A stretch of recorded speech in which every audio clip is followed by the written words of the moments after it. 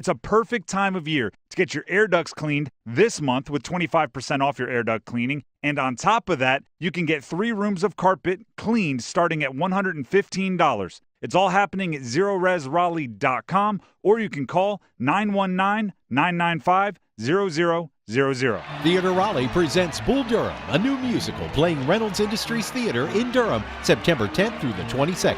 Based on the classic movie, follow Crash Davis and his Durham Bulls story in a new genre. Details and ticket info at theaterraleigh.com. This hour of the Triangle Sports Leader is powered by Ritchie Law Firm, Raleigh's injury lawyers. Bounces his way into the end zone. Touchdown! Visit GotBrian.com. That's GotBrian.com. WCMC-FM HD1 Holly Springs. Snapped his fingers. Steph Curry is inevitable. Get it in for Anthony Davis. And for the 5th consecutive Olympics, the United States of America is golden. They defeat France in back-to-back gold medal games. 98-87, the final in Paris.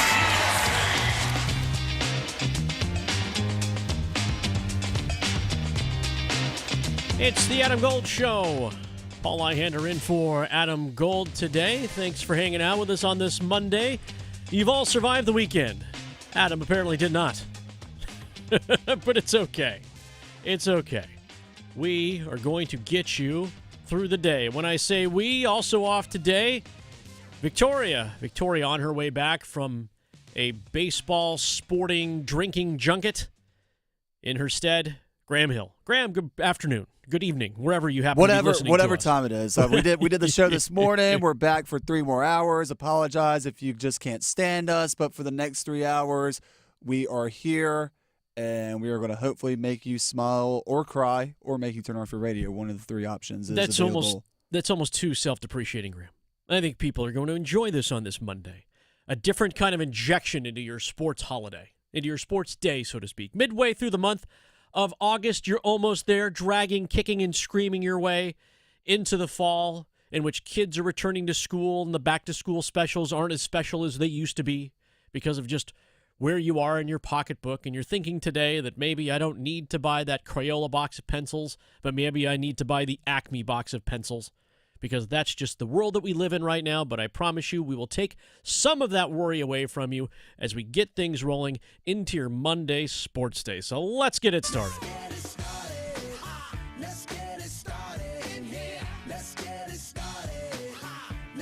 And to get things started, we need to look back just a little teeny bit as the Olympiad is over. The 33rd Summer Games is over from Paris 2024, in which the United States led all the medal counts, getting 40 gold medals and 100-plus medals overall, silver and bronze.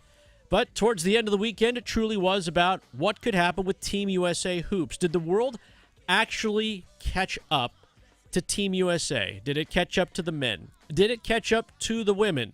We've had the Dream Team on the men's side. We've had the Redeem Team on the men's side. And now, apparently, according to LeBron James, we now have the Avengers. Where were you when Steph Curry hit a fadeaway jumper and double team in which Stephon Marbury decided to film it and had the best angle of the shot as it was high arcer in the Paris arena, helping the United States get to yet another gold medal, the 5th gold medal for Team USA? Steph Curry excited that his resume now includes that Olympic gold. It's everything I imagined and more. Just the excitement of doing it with, the guys in our locker room. We all signed up for this mission to continue the USA basketball dominance. Obviously understanding it was going to be a really tough task with some great teams that we're going to have to face. And, there's a sense of relief at the end, but it's more like a sense of accomplishment, obviously knowing what we were able to do. And I've seen the medal ceremonies at other events. I've seen Kay get all 3 of his. I've seen, watched it and envisioned what that would feel like. And it wasn't really anything that knocked something off my resume. It was more because I haven't experienced it yet and not really knowing what it was going to be like. I'm smiling, cheesing, having the best time of my life because, this might not come around again. So very, very special and just trying to take it all in. Steph Curry says it's going to be his last Olympic Games, that he is done. And if that is truly the case, that he is not going to try to run it back in Los Angeles 4 years from now in the year 2028, then we have seen a performance for the ages. We really saw LeBron James, Steph Curry, Kevin Durant all come together and pretty much lead this U.S. men's basketball team to a gold medal. Are you sure we have to go back to watching the Charlotte Hornets? Well, in terms of going just asking back, for a friend. Sure, I don't know. Could we sign a few more MVPs, I suppose, to the Hornets franchise and make things a little bit more vibrant, give it a little bit more spice, so to speak? No, can't make that happen? That's okay. You did get to see the Avengers. Captain America was there. Black Panther was there. Thor was there. We had Ant-Man for a little bit, too. I'm like, Ant-Man was there. We did have the Avengers. Literally, Anthony Edwards. Yeah, there's no doubt about it. They were there. And with this team comes, great responsibility and great power, and as the saying goes, so they get number 5. They make it happen with this team. There are role players, of course. Tyrese Halliburton, who took 4 DNPs during the Olympics, still got a gold medal, saying basically when the group project goes out and you still get the A, that's Tyrese Halliburton. But Jason Tatum's got a gold. Joel Embiid, who could have played for France and maybe will play for Cameroon in 4 years, also has his gold medal. Don't forget about him. This was a team laden with talent. Devin Booker. There are very few teams that could compare to this, where I said on the record this is probably the best men's. This is the best men's Olympic team available. Steve Kerr, Team USA head coach, not sure he actually had to coach, talked about this group together and watching LeBron, Curry, and KD take home the gold. It was pretty amazing, number one, as a fan, just to see those 3 guys. I mean, 3 of the greatest players of all time on one team. The difference between 92 and the Dream Team and now is, it was hard to win. They didn't have much difficulty back then, but the world has gotten so good at basketball. So for Steph and Kevin and LeBron to join forces and win a gold medal for their country is pretty spectacular to watch. Those 3 dragging Team USA to a gold medal. France was up for the fight.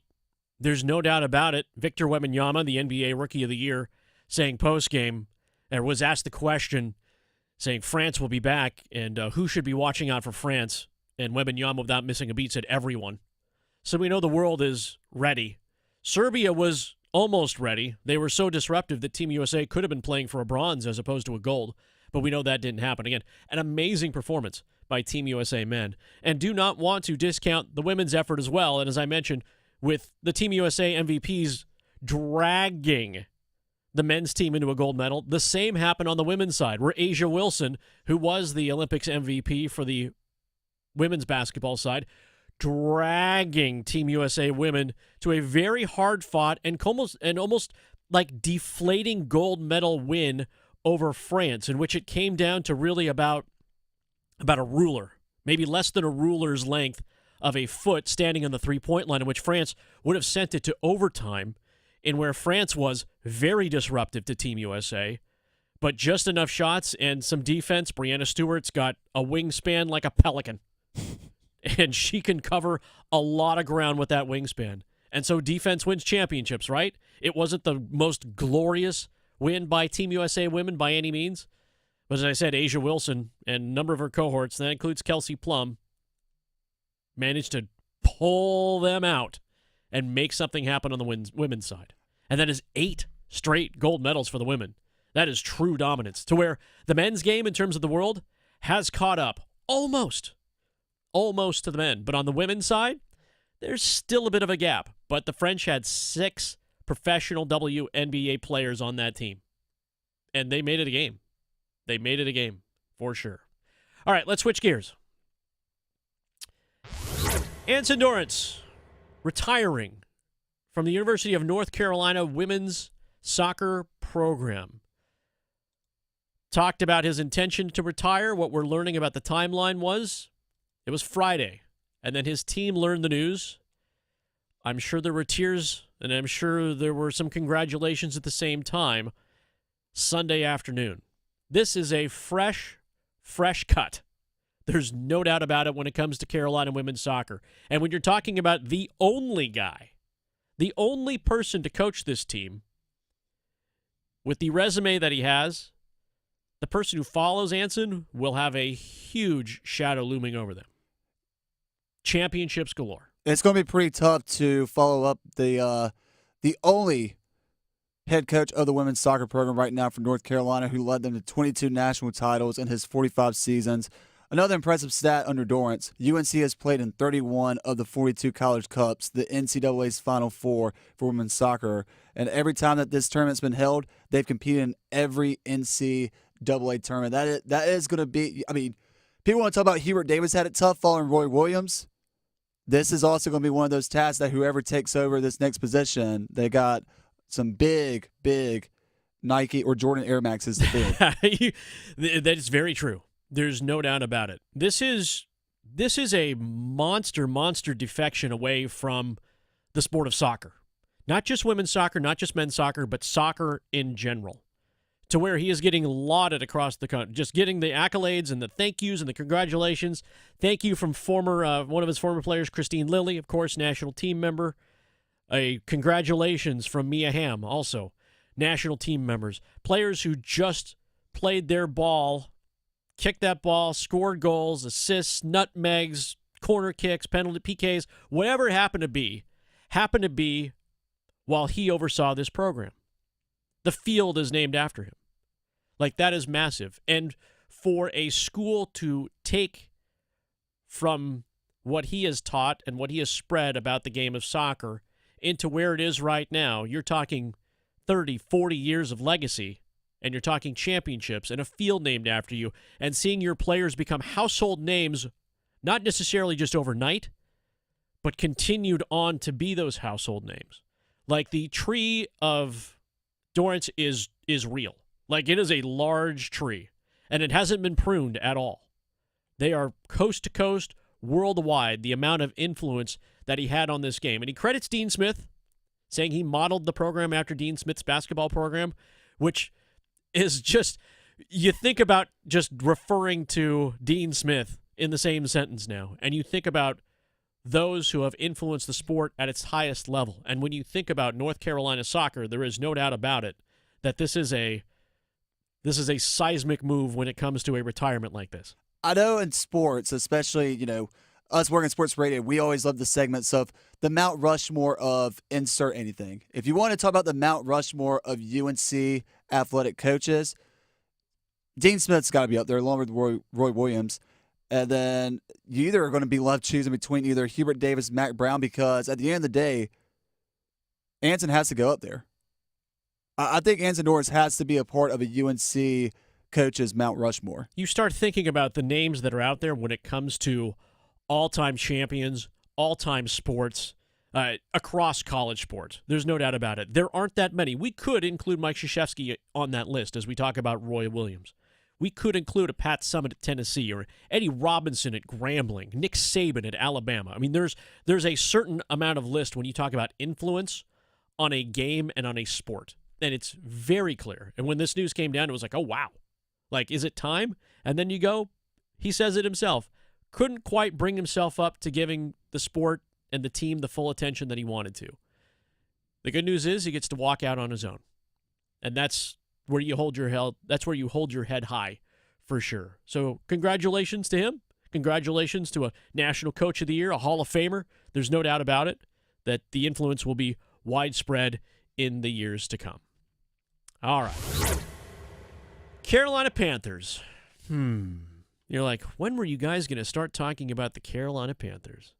Well, it is a game week for the Panthers, coming off a loss to the New England Patriots, which many have bookmarked as the first New England Patriots win, not under a coach named Bill Belichick in a couple of decades, which it's strange to think about that, but to think about the Carolina Panthers as a whole and where they might be and where they find themselves.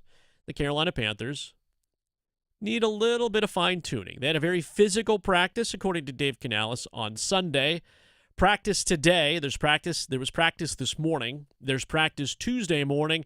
And then they have a joint session with the New York Jets, which is still in the cards as training camp wraps up on Thursday, and they start making some cuts right around the time the Jets play the Panthers. In their only home preseason appearance, the Panthers only home preseason appearance at Bank of America on Saturday night. But today's practice hasn't gone too well, apparently. Defense doing a lot of celebrating, and the offense doing a lot of huddling with themselves. And that's probably not good, considering the questions that were asked after yesterday's practice. Adam Thielen, the veteran statesman, leading wide receiver, all-pro from last year, was asked if the offense needed preseason game reps. No, I don't think so. That's not my decision. But I think the way that you can tell that the coaches have a very clear plan, right? Today was a next step in that plan, right? A lot of move the ball, a lot of just situation. Hey, it's 1st and 10. Okay, we got 4 yards on the run. It's 2nd and 6. Hey, we got a sack. It's 3rd and 12, right? There was a lot of just, there was a very clear plan of what today looked like. It wasn't just roll the ball out there and play football, right? It was real. It was try to simulate real football. I think the more you do that, obviously if the Jets coming here and facing another team is another step to that process. And now if they want us to play preseason games, we'll play preseason games. But I think there's a clear-cut plan in what they're trying to accomplish to get us ready for week 1. That's all that matters. Week 1. That is all that matters, right? It's all that matters. It's true. In that aspect of things, it's the one that counts. Week 1 is the one that counts. But it seems so far away, right? It seems so far away from what you saw on Thursday night in terms of the plan and how they're trying to get this team ready. Now, Saturday could speak completely different. We could see a bunch of starters, and then we could all quit crying in our own milk right now. We could quit saying, they should have gotten more reps, they should have played more ones and whatnot. But Adam Thielen was very diplomatic in answering that question. So let's ask him the same question in a different way. With that joint practice coming up with the Jets in 72 hours, would he rather have those reps in a joint practice or in the preseason to get ready for the regular season? That's something that I don't even think about, to be honest. I just look at the schedule and I go to work every single day and figure it out. But, if I was a coach, maybe I'd have a different mentality, but I'm not a coach. So for me, it's just you just show up and you bust your butt every rep you get, because that's going to only make things easier when you get to game time. Bust your butt every rep. Sounds like every practice you've ever heard of, right? Every NFL practice has that. Bust your butt, work through every rep, work through the kinks. But they're still dealing with some of those kinks in practice. It is a Monday. And remember, when we talk about NFL teams, and especially when it comes to the Carolina Panthers, unfortunately, there's a standard that's been set, and it's time-tested. What have you done for me lately? And when it comes to the fan base, and what comes to us who watch this team, what have you done for us lately? And to be frank, not a lot. Not a lot has been done lately. And so, Adam Thielen, again, answering that question, kind of like, I'm not a coach. I don't really know. I mean, that's incredibly diplomatic. But he's trying not to ruffle feathers. It's pretty clear. And it sounds like he kind of doesn't agree with the move. Like he would prefer to run a few crisp routes and get hit. Joe Burrow, the Cincinnati Bengals, came out and said, I need to get hit once. Like I need to feel that impact to remind myself of what it's like to get smashed on a football field. Now, granted, he's coming off of injury, and so a lot of teams are thinking about those kinds of things. But would it be good to take at least a sack? And not let it be Jack Plummer taking a sack. Or Jake Luton. Like, let's see Chuba Hubbard get tackled one time. Even if it's just one handoff, that's all it has to be. Force feed a couple of handoffs, and that's all it is. Just get out there and get a couple of reps. We have depth at running back. This team has that depth. I don't need him to do anything crazy. Work out of the shotgun. That's fine. Just throw a couple of balls, get in the headsets, and feel housed. And maybe that is the plan. Maybe that's the plan on Saturday. And again, we can all stop crying and moaning and groaning about why the number ones aren't getting any offense. Maybe that is truly the plan. But right now, at least from what we're hearing, and Mike Kay at the Charlotte Observer is there, and follow Mike Kay because he's been at every practice. It has been very valuable. Talked about how the defense was whooping it up today at practice. A 9:30 a.m. practice on Monday morning, August the 12th, where the offense couldn't get anything going on, where they ended up having to huddle before they start breaking out into more 11-on-11 drills. Something isn't right. Something is not right. If they're not understanding what's happening in Brad Idzik's system, if the personnel just aren't clicking, if they're not as crisp as they think they need to be, that has to get fixed. And unfortunately, they only have 2 preseason games to do it. The last game is August 24th on the road. They don't play until September the 8th when it counts. So you got to get it worked out here before Saturday, and you got to get it worked out before the 24th. It feels like it's a lifetime away, but in reality, folks, the calendar doesn't lie. It's 12 days, and you are not practicing every day. Real game time reps. Get hit. Take a sack. Throw a ball into the ground. I don't care if it's 2nd and 30 and you're quote-unquote behind the chains. At least Bryce Young gets a live ball in a live game. Say I'm wrong. Paul, here's the thing that I can appreciate about Adam Thielen's response, and I feel like you and I are both in agreement on this when we say it sounds like Thielen would like to get a couple of reps in an actual preseason game. I know for myself going into last week, into that Patriots preseason game, I was under the impression of, yeah, Adam Thielen, a veteran, he's been around the block a time or two in the NFL, he doesn't need the reps. But I could appreciate him understanding that, and from what it sounds like coming out of practice, is that the offense might be 2 steps behind the defense. And I know you can say, well, it's easier for defense because their one job is just to go get the football. But again, you're working under a new system with a new offensive coordinator, a new head coach. If something's not going right in practice, what makes you think that's going to go right week 1 in the first regular season game? Bryce Young and some of these offensive guys need to see some in-game reps in the preseason. I thought that's what the preseason was all about, right?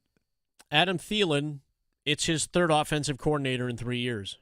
For Bryce Young, as amazing as it sounds, it is his 3rd offensive coordinator in 3 years. It's a 3rd different system for him.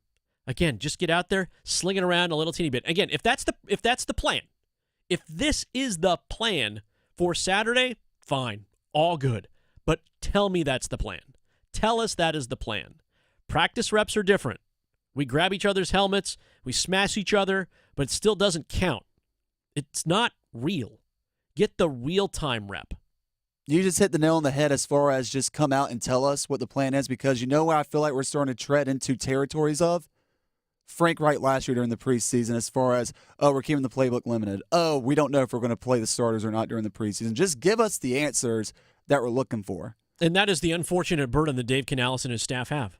They have to follow that act. What have you done for me lately? Adam Thielen also asked one other thing which piqued my interest, what he is seeing out of a second-year Bryce Young. Yeah, I think him just feeling really comfortable and trusting it.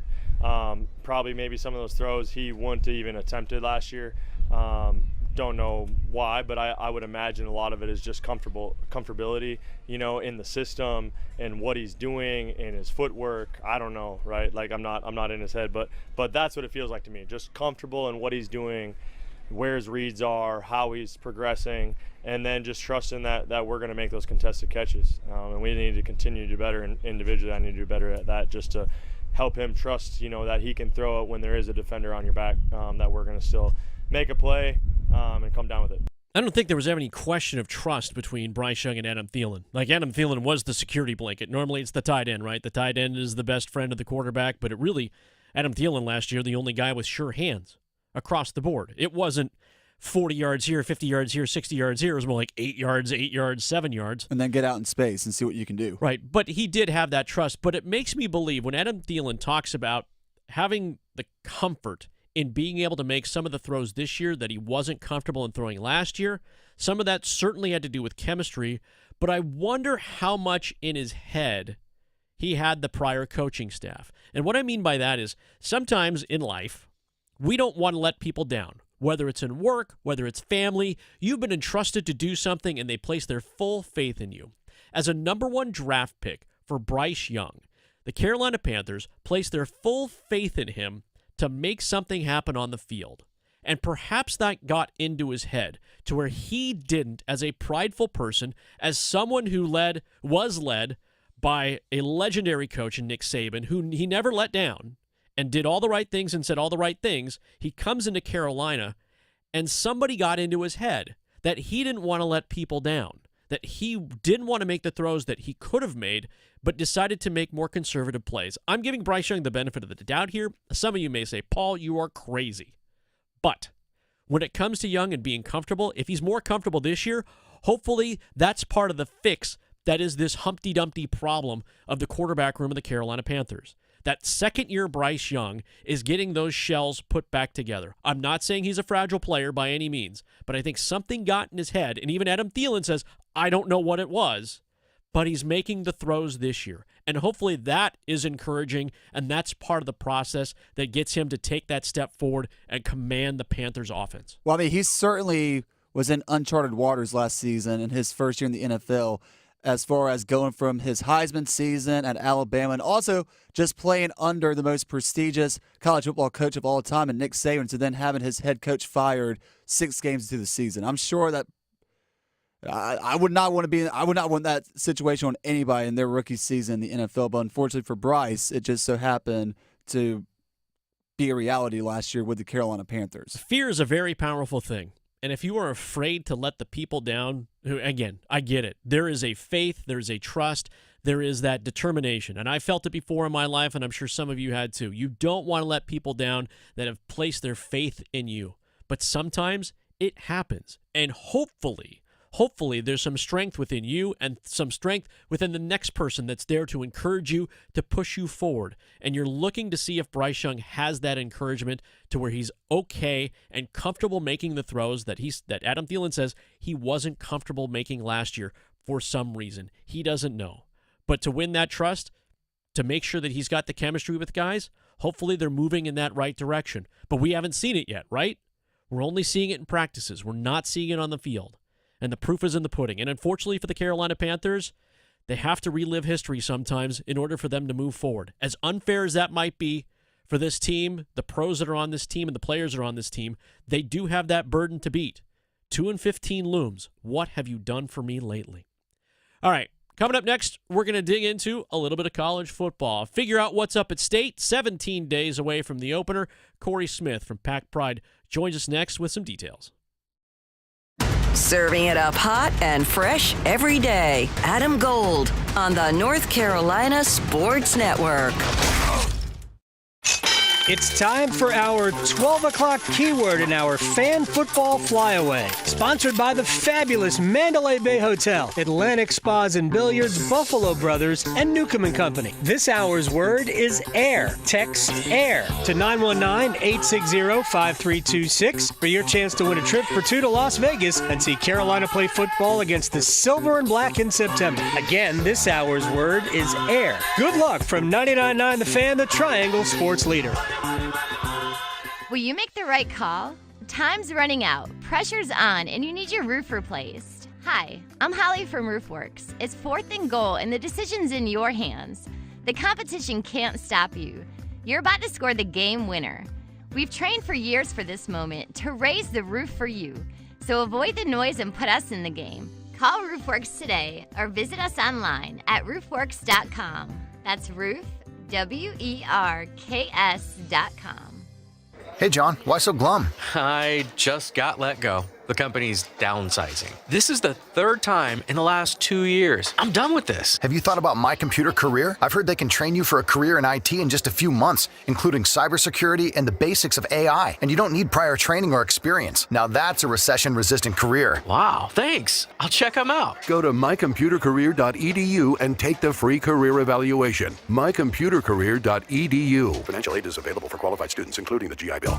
Get the new Samsung Galaxy Z Fold 6 and Z Flip 6 powered by Galaxy AI with Spectrum free anytime upgrade. Use Circle to search with Google to see more and search more on the large Z Fold 6 screen. Or capture perfectly framed pics using FlexCam and Z Flip 6. Order now with Spectrum free anytime upgrade and get up to $1,000 off, plus the value of your trade-in. Visit a Spectrum store or SpectrumMobile.com today.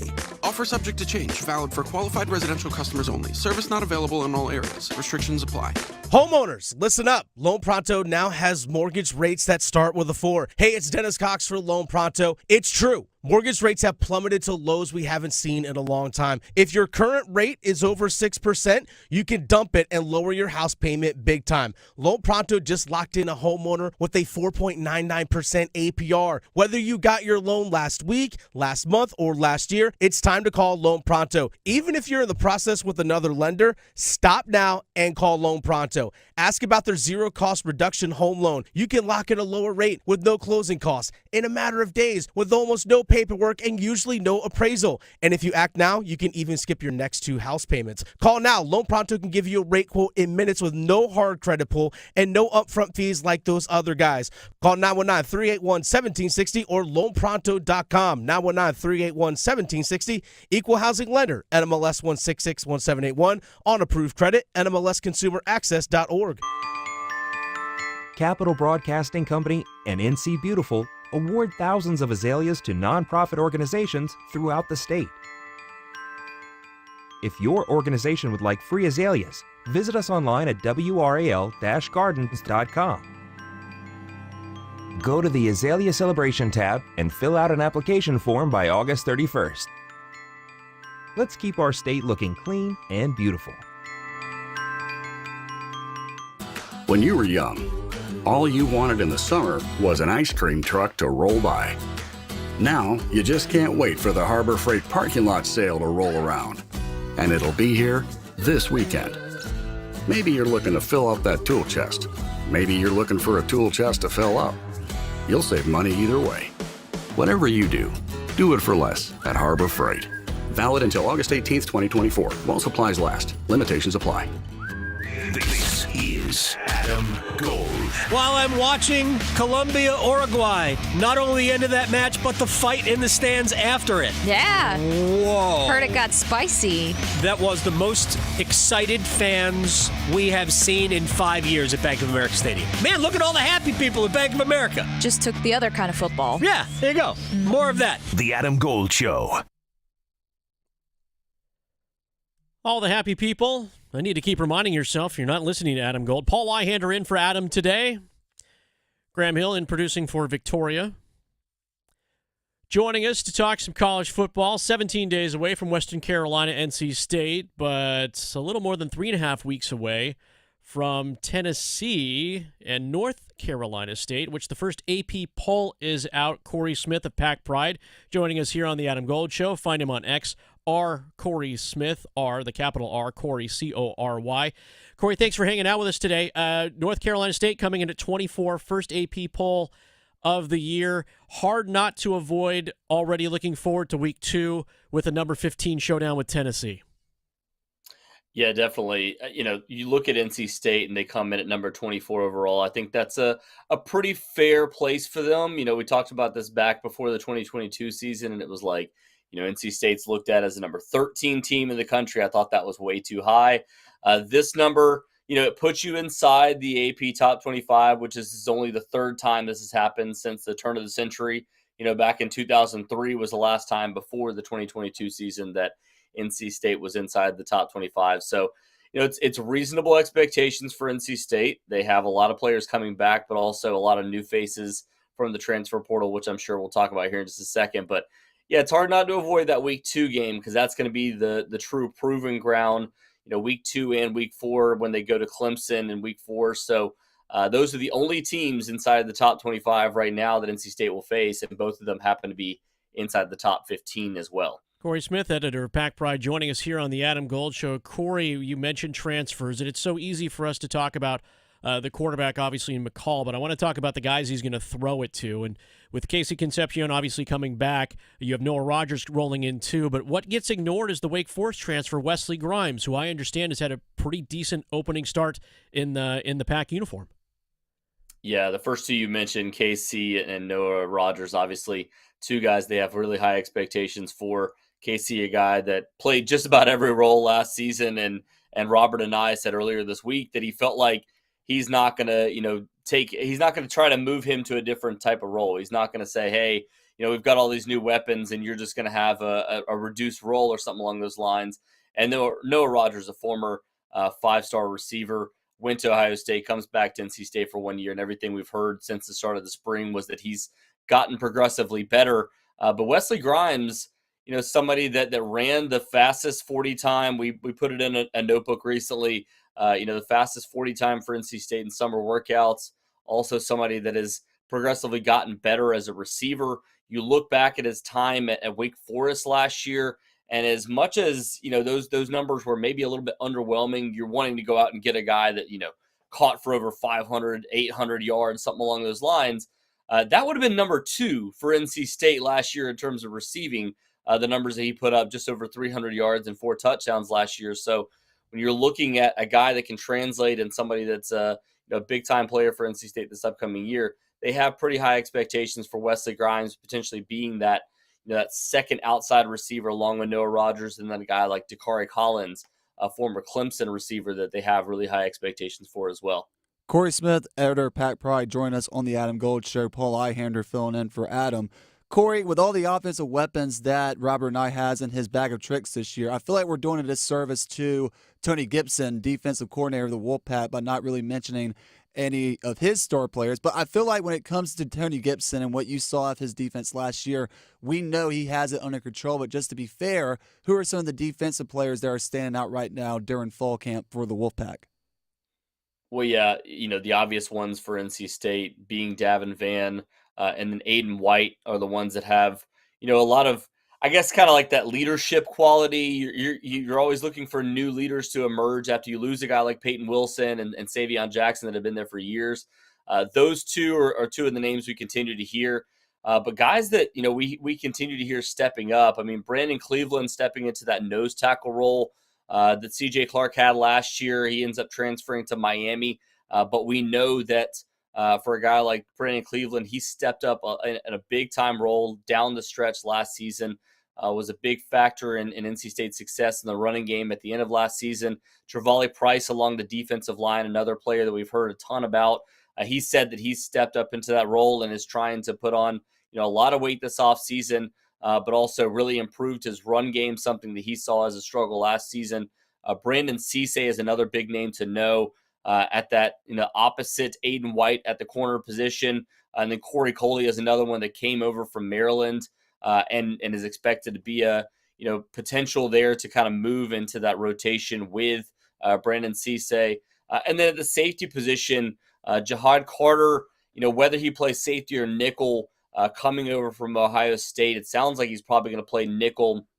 But he was somebody that we've heard a lot about this offseason, was the number 1 safety in the transfer portal last offseason, had some injuries last year with Ohio State. A former All-ACC safety at Syracuse. So the expectations are high for him to come in and take that nickel position and be a big part of what Tony Gibson wants out of his defense too. 17 days away from Western Carolina, NC State, the home opener. It's a Thursday night for the Wolfpack. Pack Pride editor Cory Smith joining us here on the Adam Gold Show. I'm Paul Ihander in for Adam today. Cory, Robert Anae and Tony Gibson, what's this buy-in been like with all these transfers that have come in and the fact that there are expectations that Dave Doeren admits are looming over this program? What's that building of chemistry like, and is it a complete buy-in, or are we still talking work in progress with 17 days to go? Well, on the offensive side of the football, most of these guys were here back in the spring. So there's obvious buy-in already at this point. You saw it in the spring game. A lot of the offensive pieces that we're talking about right now were here back when everything was going on back in the spring. Whereas for the defensive side of the football, a guy like DK Kaufman that we've heard a lot about, the safety spot, came in, wasn't able to be with the team back in the spring. There's a few other players that are trying to kind of build into those roles on the defensive side of the football. But and Jihad Carter being one of those that I just mentioned. But yeah, it feels like on both sides of the football, there's enough kind of mesh of the guys that are coming back, 4 starting offensive linemen back from last year, Casey Concepcion, Dakari Collins that we talked about, and then most of the running backs, with the exception of Jordan Waters and Dalen Smothers, guys that are returning that you're expecting to be those guys. Kendrick Raphael is kind of the number 2 in that system.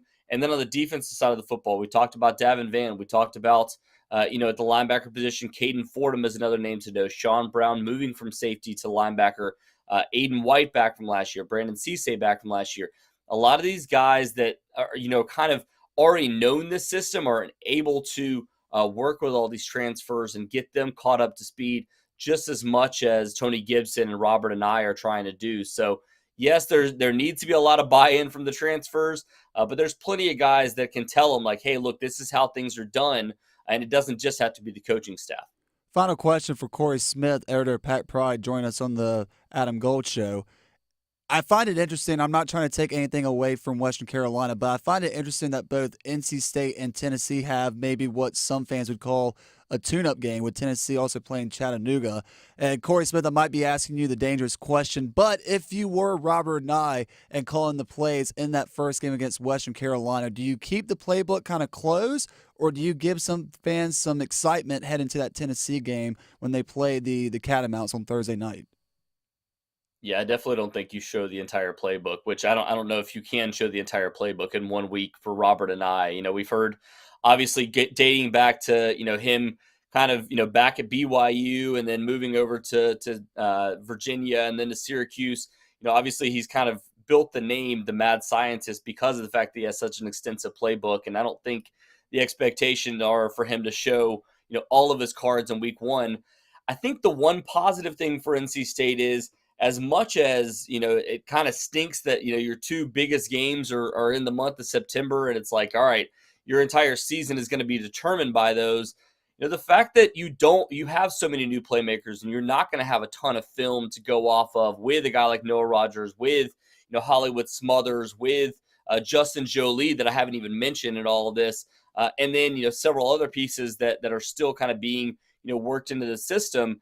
You don't have a ton of film on any of those guys in this system. So there's going to be a lot of freshness early on in the season that you wouldn't have later in the year. So I do think that helps a little bit, the fact that the playbook won't be shown completely, but there's going to be a lot of new faces and guys that are, more athletic, better, targets in this system, and guys that can make contested catches, which I think is huge for NC State, that weren't in this system last year, that it's going to make it a completely different look, regardless of how much of the playbook you show in week one. Salivating over the thought of college football kicking off like a fresh plate of pulled pork in the backyard barbecue. Cory Smith, editor of Pack Pride. Appreciate you, Cory. Thanks for joining us today.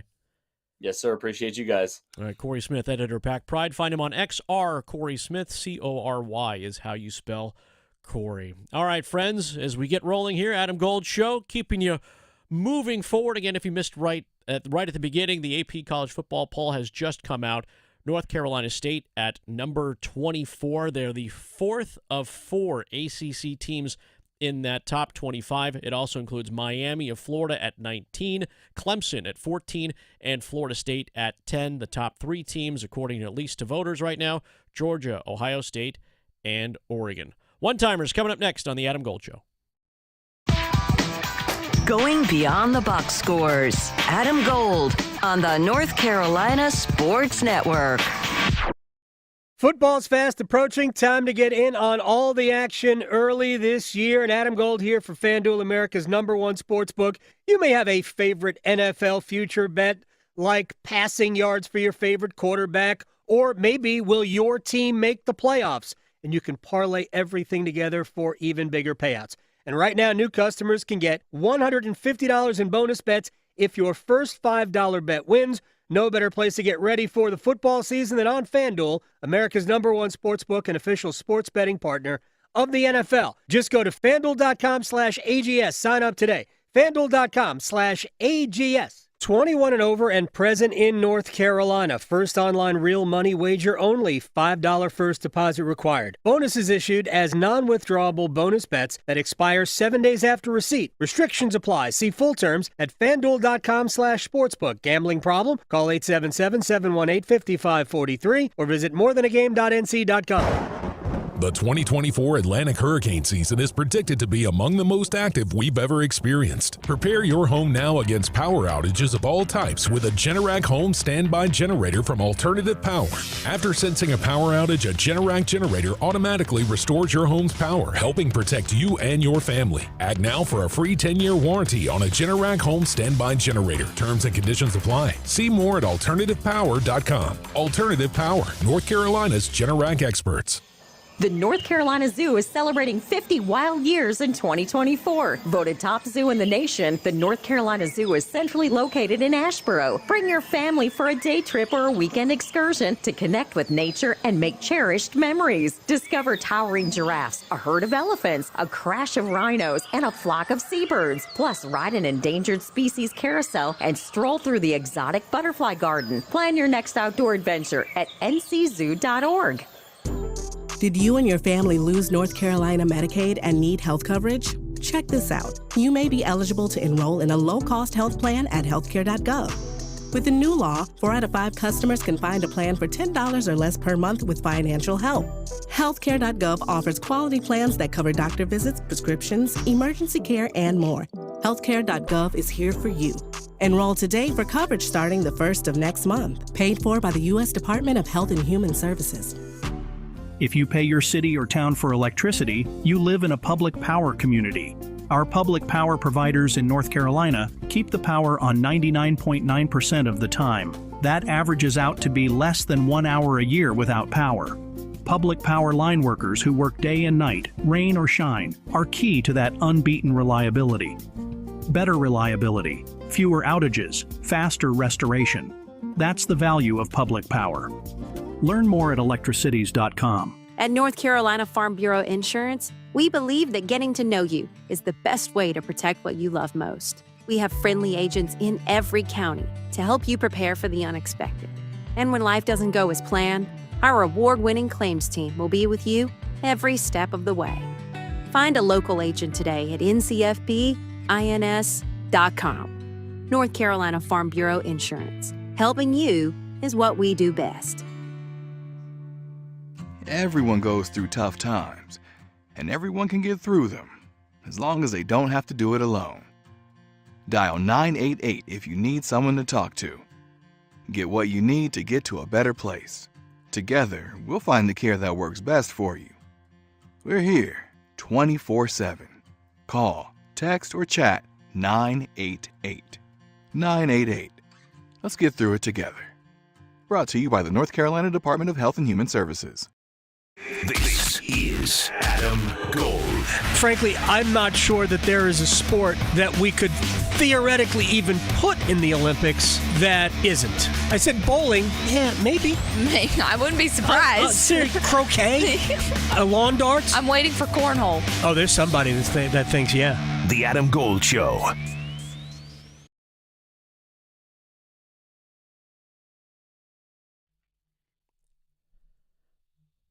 It's the Adam Gold Show on a Monday. Paul Ihander sitting in for Adam today. Graham Hill is in on the ones and twos with Victoria out today. Those of you who got through Tropical Storm Debbie over the past week and had to clean up a little bit this weekend, I live near a retention pond, so I found a lot of frogs, unfortunately, that met their demise.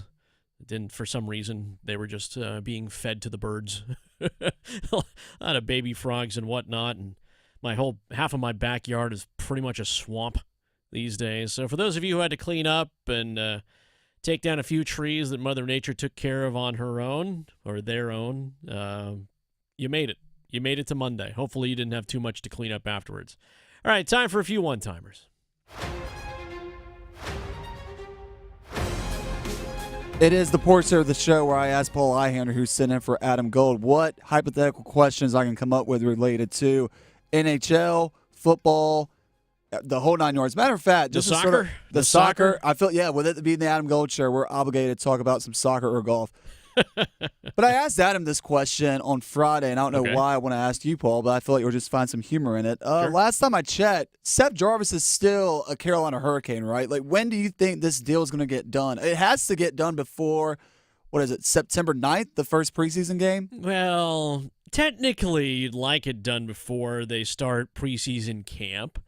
The NHL allows you to wait until, I believe, December 1 to have it done. He is a Carolina Hurricane in spirit, so to speak, just not a Carolina Hurricane under contract. At a certain point, he's going to have to be signed or he doesn't play. Now, I do not believe the Carolina Hurricanes will let it go that far and make us all hang on to the fact that Seth Jarvis is a Carolina Hurricane in name only.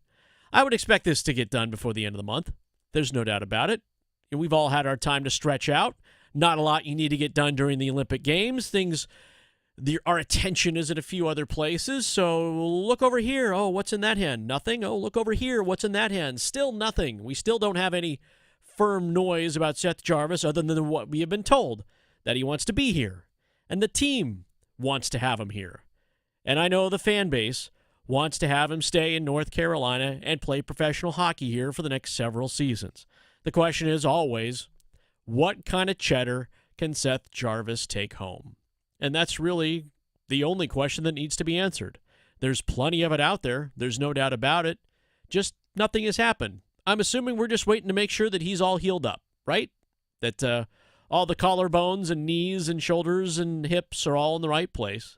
But I expect something to get done sooner than later because he is a quality NHL player. And if a name like that gets thrown around in trades, even though he's not up for a trades, and that happened in the offseason, that somebody out there wants him and he is a commodity. And I hope that somebody out there is the Carolina Hurricanes. I expect it to get done before the end of the month. But, I mean, the end of the month is still 3 weeks away.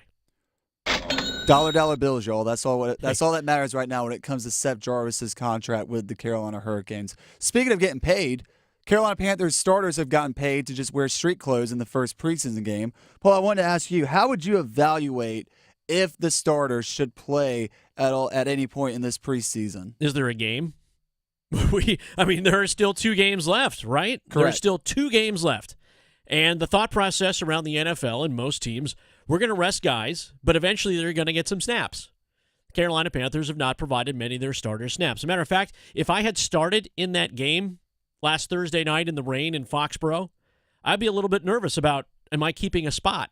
Or am I keeping a spot warm for somebody else? Did I play myself into a position on this team to where I'm going to be around for a while? I think that would be the big concern.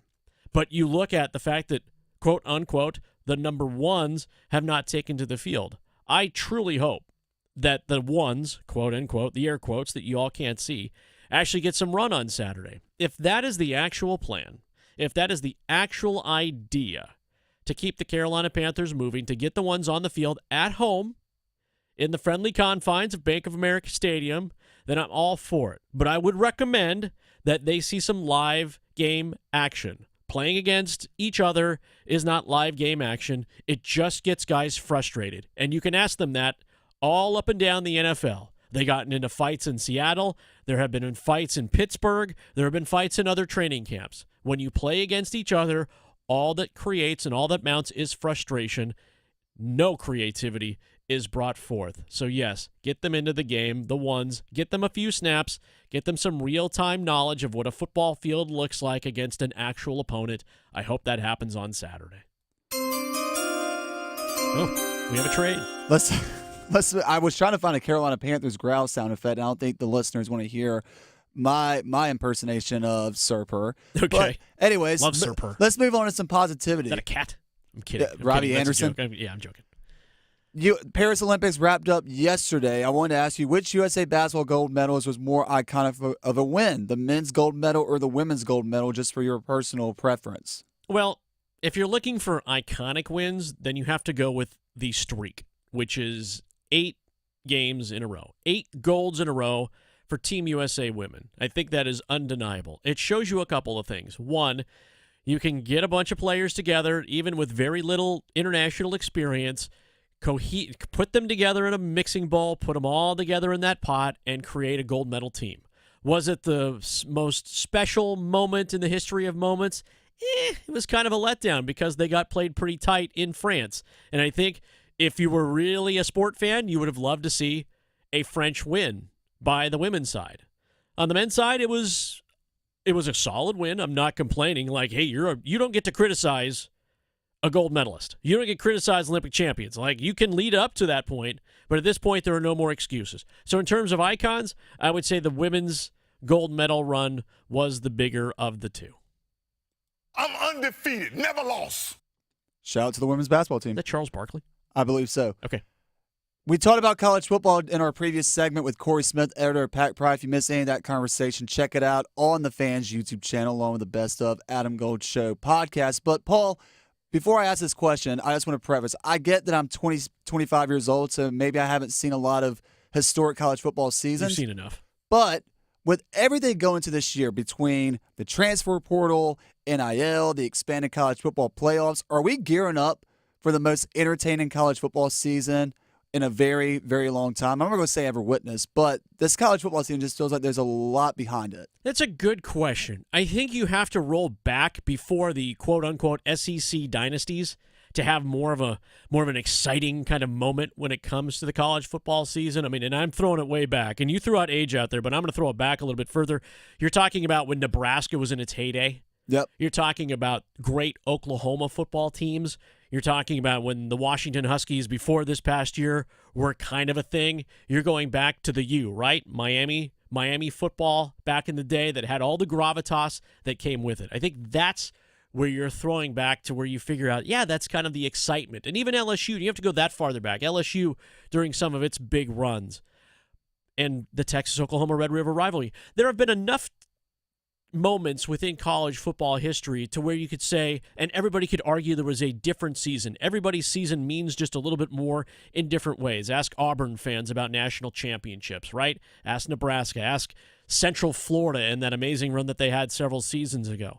But this year with the portal, certainly with NIL, where you're almost buying teams and putting all-stars together, this could be one of the more pivotal years for college football in terms of competition, in terms of interest, and in terms of expectation. How well what kind of ball will be played? How will we be entertained as fans? And was the investment truly worth it to get other fans who are not hardcore fans invested in the product? I think that'll certainly be part of this upcoming college football season. Paul Ihander sitting in for Adam Gold. Another hour on the way. Serving it up hot and fresh every day. Adam Gold on the North Carolina Sports Network. Hey, it's Adam Gold from my friends at FanDuel, America's #1 sports book. And you know this, football's fast approaching. We're already watching fake football games on TV. What are your favorite regular season NFL futures bets? Or who's going to win it all? Which quarterback's going to throw for the most yards? You can do all of that at FanDuel. Right now, new customers can get $150 in bonus bets if your first $5 bet wins. No better place to get ready for the season than FanDuel, America's #1 sports book and official sports betting partner of the NFL. Go to FanDuel.com/AdamGold. That's FanDuel.com/AdamGold and sign up today. And I've already checked. There's no prop for pre-snap penalties. 21 and over and present in North Carolina. First online real money wager only. $5 first deposit required. Bonuses issued as non-withdrawable bonus bets that expire 7 days after receipt. Restrictions apply. See full terms at FanDuel.com/sportsbook. Gambling problem? Call 877-718-5543 or visit morethanagame.nc.com. Pack Therapy is in session thanks to First Horizon Bank. It's Tim Donnelly from 99.9 The Fan alongside legendary Wolfpack play caller Mike Glennon. Every episode of Pack Therapy is your chance to get dialed in with inside information on your team. We'll set you up for every Wolfpack game all season long. And we'll break down every contest, what went right and what could have worked better. Plus, special guests to keep Wolfpack hope alive. Follow and subscribe to Pack Therapy wherever you discover your favorite podcasts or watch on YouTube. Picture this, the perfect summer barbecue. No stress, no responsibilities, just all your friends, burgers sizzling, hot dogs cooking, Pepsi Zero Sugar fizzing, and a backyard of very, very happy people. Oh yeah, we could get used to this. Very, very used to this. Grilling. better with Pepsi. Join Pepsi at Carrie's Cocoa Booth Amphitheater to see The Roots with Macy Gray on August 30th, benefiting the K-Yow Cancer Fund. Bobby Joe absolutely hated her job. Can't hate that job any more than I do. So, time for one of those fancy tech schools? No, I could never afford that. I'm going to Sharky's. Sharky's? Yeah, no better place to relax. Great food, cold beer, good whiskey, darts, billiards. So now you love your job? No, I still hate my job, but I loves me some Sharky's. I highly recommend it. Yeah, everybody loves Sharky's. Sharky's Place, one of the best neighborhood bars in the world. 5800 Durley Road by the Shell Station. They say consistency is the key to success. They weren't wrong. So how about grabbing a beer that's consistently smooth, consistently refreshing, and consistently light? You might just find that the road to success can be pretty enjoyable. Michelob Ultra, the perfect balance of taste and refreshment, and only 2.6 carbs and 95 calories. It's only worth it if you enjoy it. Enjoy responsibly. Anheuser-Busch Michelob Ultra Light Beer, St. Louis, Missouri. Celebrate the month of August with Zero Res and get 3 rooms of carpet cleaned starting at just $115 and take 25% off your air duct cleaning on top of that. Visit ZeroResRaleigh.com or call 919-995-0000.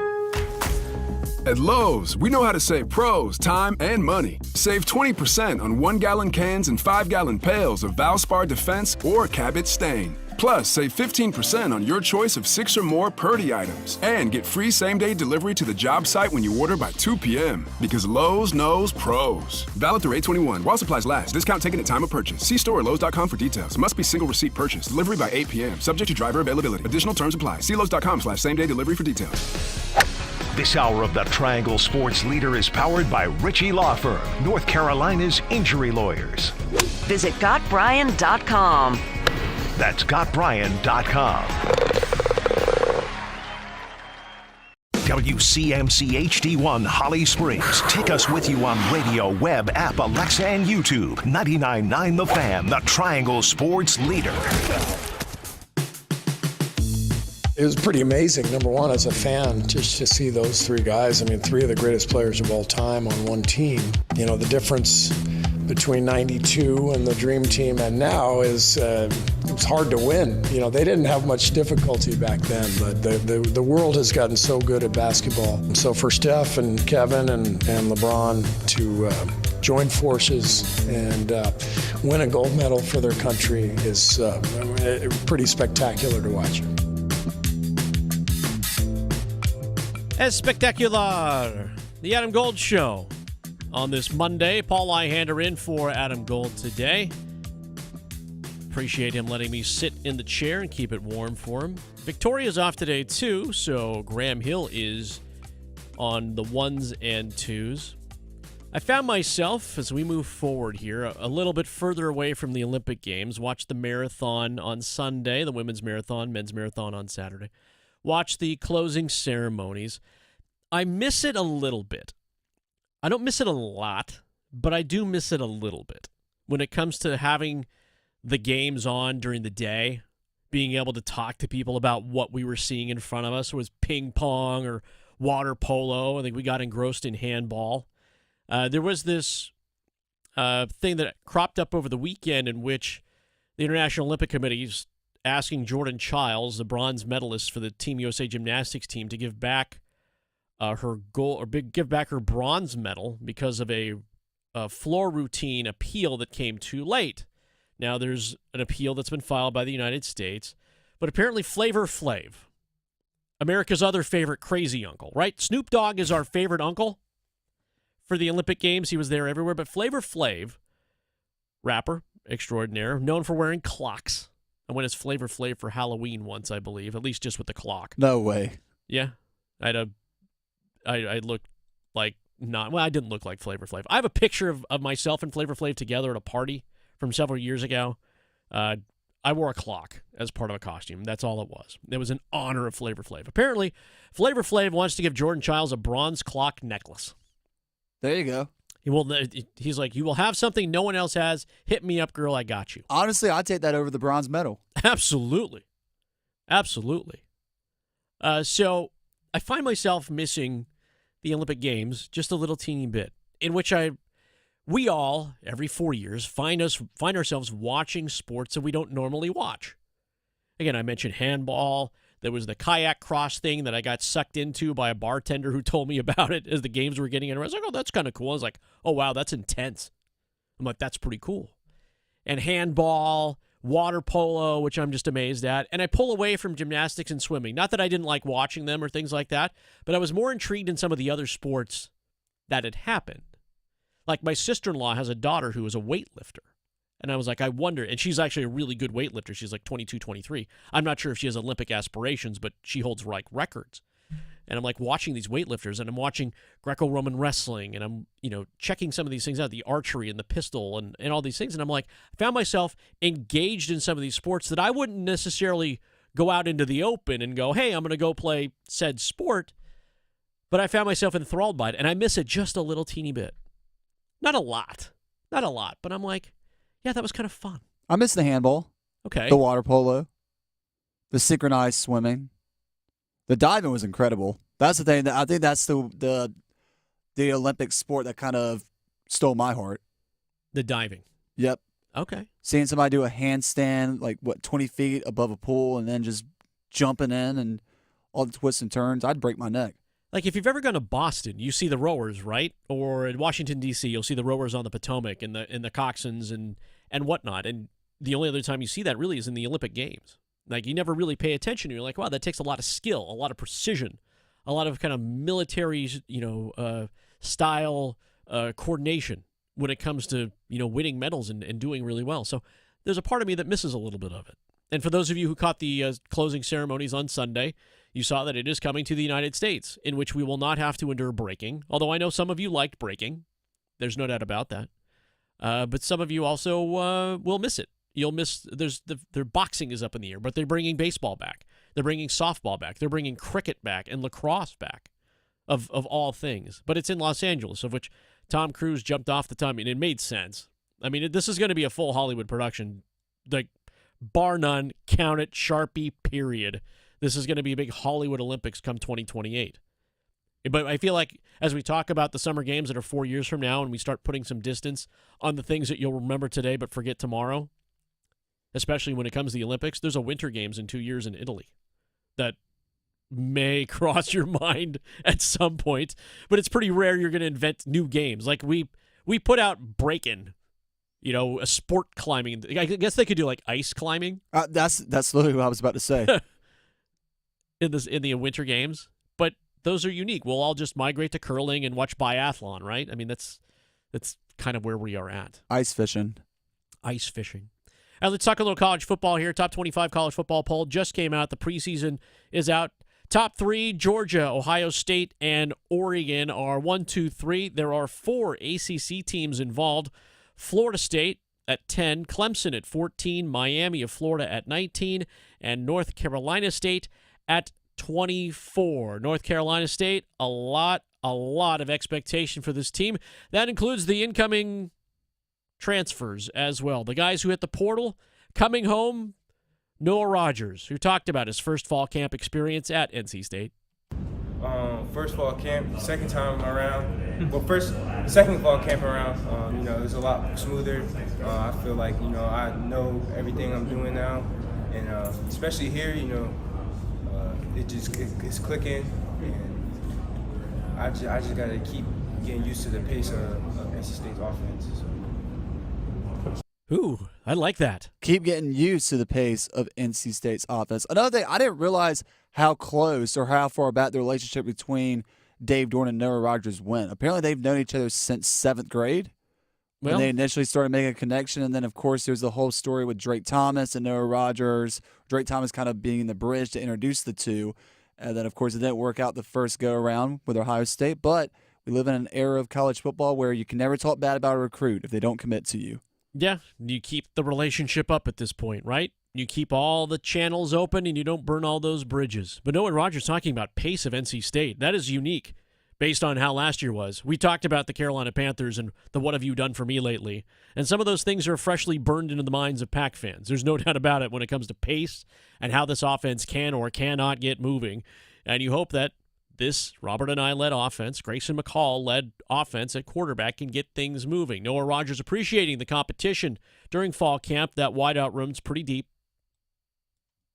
Yeah, it's always a competition. Out the field, in the weight room, probably in the meeting room, just knowing all your information. So, it makes it very competitive, and especially having like great receivers like Casey, Wesley, and Cory beside me. We have competition every day. We actually got one right now. Whoever drops the most ball got to get dumped in the cold tub. So, it's always a competition. Always a competition, right? Always a competition. That's good. You want them to feed off of each other. You want them to lean into each other. Speaking of competition, just up the road in Chapel Hill, Mack Brown, head coach of the North Carolina Tar Heels football team. He was asked how close he is to making a decision at who's going to replace Drake May. We'll have a scrimmage on Saturday that will be a really good scrimmage like the first one. And then after that, we'll start looking hard at depth charts and personnel more and more. Okay, so not today. Fair enough. Right, I think fans are like, so not today, Mac? Mack Brown saying Mack Brown things. As he should, though. I thought that's just the bit with Mack Brown, though. He's worked in the media long enough where he knows he can't reveal too much. He's not going to tip his hand. He's got Minnesota game 1, too. I'm like, that's important. It's on the road. That's Virginia Tech of the North. You got to make sure you get the ball rolling. But he's got to deal with who replaces Drake May, who is now in New England as part of the NFL's Patriots. Max Johnson, transfer from A&M. Connor Harrell. You have options. There's no doubt about it. But, again, fans, when asked about how much closer he is to a quarterback decision, it's not happening today. So we can all just settle down. We were hoping, though, right? We were hoping because it would give us something to dig into. Mack Brown asked the overall team goal for the season, 2024. What I've told them this year is let's just play the best we can play every week and be the best team we can be. Let's don't get into numbers. Because we were better than 8 last year until we weren't. Yeah. And there's different levels of good enough. We were talented enough, but we didn't play hard enough all the time. So that means you're not good enough. And everybody says, you were better than that. We weren't. I mean, the big eye in the sky don't lie. And the scoreboard tells you the story, and that's what it is. So we haven't gotten the credit for what we have done. And we haven't because we've lost 3 times to a rival, and we've lost at the end of the year. So we haven't near gotten the credit for being the second most productive team in the ACC. That would be a great question on Jeopardy or somewhere because nobody get it. Is that a chip on the shoulder of Mack Brown? Do I see one? Ooh. Certainly sounds like it. Kind of getting a little spicy there. Kind of like, hey, listen, y'all don't underrate us because I'm going to come get you, and we're not going to sneak up on you. We're going to smash you in the face. Well, I've been saying, I might be the only one preaching in the choir here, that outside of just not having Drake May, and I get it's tough to replace your quarterback that went 3rd overall in the NFL draft. Sure. I don't think the talent in this North Carolina roster has dropped off that significantly. If anything, I think this might be the more well put together, connected North Carolina roster that Max had in a while. But he's keeping things under wraps. If you want to see this team come out and charging, you got 17 days to figure it out, and it's going to happen on the road. When you see a lot more decisions and you really see if they truly are that kind of team to beat. All right, we're going to stick with Carolina as we head into the break here. We did have a big announcement over the weekend in the last 24 hours. One of the icons at Carolina, one of the faces of women's soccer, Anson Dorrance, decides he's going to retire, and he's doing it on his own terms. Joining us to talk about it in mere moments, Senior Athletic Director of Communications Steve Kirschner, coming up next on the Adam Gold Show. Raleigh to Boone, Charlotte to Chapel Hill. Your Carolina is covered. Adam Gold on the North Carolina Sports Network. It's time for our 1 o'clock keyword in our Fan Football Flyaway, sponsored by the fabulous Mandalay Bay Hotel, Atlantic Spas and Billiards, Buffalo Brothers, and Newcomb & Company. This hour's word is trip. Text TRIP to 919-860-5326 for your chance to win a trip for 2 to Las Vegas and see Carolina play football against the Silver and Black in September. Again, this hour's word is trip. Good luck from 99.9 The Fan, the Triangle Sports Leader. Adam Gold in studio with my man Patrick Day from the Aluminum Company of North Carolina. All right, everything for the exterior of your home. Do you have a favorite? I have a favorite, yeah. I want to hear it. So windows, doors are my favorite products. The reason why is because we are the best at installing them. You know, there's 1,000 different types of windows on the market, doors on the market, different people installing them, different companies. I don't care how good a window you get. If it's not installed properly, it's not going to do you a bit of good. I always tell people, if you buy a submarine window, the best one in the world, and you have me put it on a submarine, you don't want to get in that submarine. I don't want to get in the submarine either way. I hear you. So anyway, so that's the thing I say. So it's really important that you have things installed properly. We've been around since 1961. We've got a 4.9 out of 5-star Google review ratings, over 800 reviews. Give us a call. We'll come out and give you a free no obligation estimate. It's the Aluminum Company of North Carolina. You can find them online at aluminumcompany.com. When you were young, all you wanted in the summer was an ice cream truck to roll by. Now, you just can't wait for the Harbor Freight parking lot sale to roll around. And it'll be here this weekend. Maybe you're looking to fill up that tool chest. Maybe you're looking for a tool chest to fill up. You'll save money either way. Whatever you do it for less at Harbor Freight. Valid until August 18th, 2024. While supplies last. Limitations apply. You know that feeling? That confident, swaggerific feeling that says, look at me, world, I know stuff. Own that feeling with PlaySmart, a fun new go-to resource from the North Carolina Education Lottery. With PlaySmart, get to know the odds, learn tips, set limits and budgets, and make the most of your play. Awesome feeling, right? Right. Play smart, the way smart players play.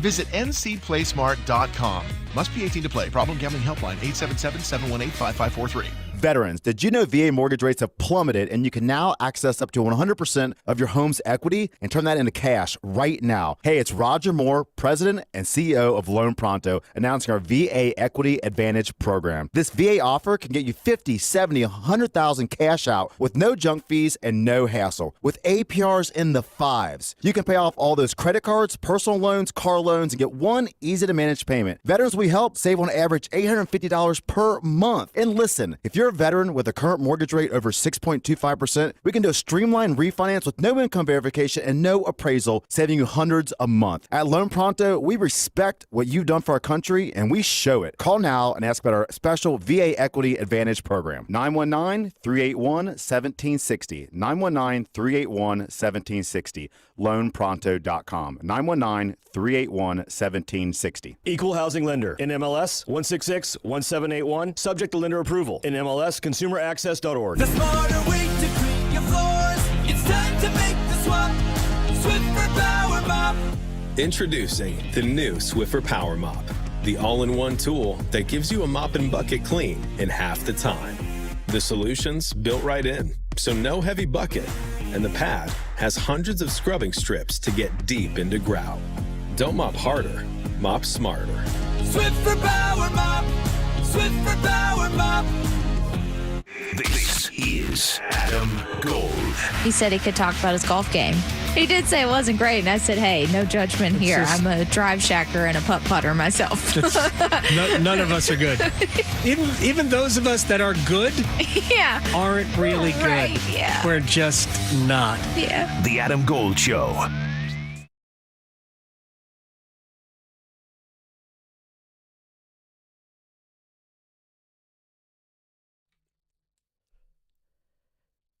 Adam Gold Show on this Monday.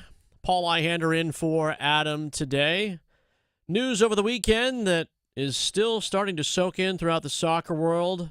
The retirement of UNC head women's soccer coach Anson Dorrance, which has a lot more far-reaching implications beyond Carolina, but that's really where we have to start right now. Joining us on the Adam Gold Show is Steve Kirschner. He's the Senior Athletic Director of Communications at UNC. And Steve, when we talk about Dorrance, a man who's got a field named after him, a man who has coaching tree and player tree roots all across the soccer world, it's safe to say that this is a very seismic announcement being made by the only head coach in Carolina women's soccer history. I think it is, and I think it's kind of ironic that it came the same day or the day after that the Olympic women's soccer team won the gold medal in Paris, because I think Anson's impact doesn't just touch here in Chapel Hill or NCAA soccer. It really does go to the international game, to the U.S. women's national team. They've won 9 what I call world championships, either World Cups or Olympic titles. I think that 9 different titles since 1991. And the growth, I don't think it's hyperbole to say that what Anson and the UNC women's soccer team and then the U.S. women's national team, the impact, I think, that on all of women's sports, whether it's the WNBA or the LPGA or the NWSL Soccer League, I think, part of that can directly be traced to Anson and building up the national team in the early 90s and Mia Hamm and Christine Lilly and the 99 game in the World Cup in China against China. So I'm close to it. I worked with Anson directly for 7 years as the soccer SID when I first came to UNC, and I've watched his program, from working in the athletic department, although not with his team. And I just, the numbers are staggering, but I really think looking back and seeing the impact that he's had globally, it really isn't exaggeration to say a lot of it does trace back to Anson in soccer. Steve Kirschner, Senior Associate Athletic Director for Communications, joined us on the Adam Gold Show.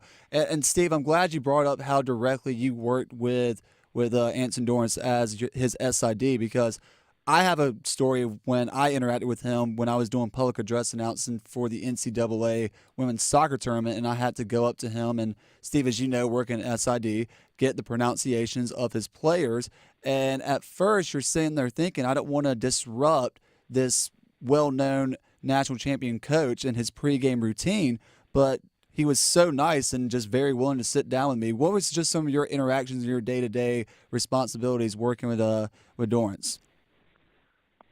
I came in and started with his program as an intern in 1988, and he was also the men's soccer team coach, and he was also the U.S. women's national team coach. He coached 3 major programs at the same time.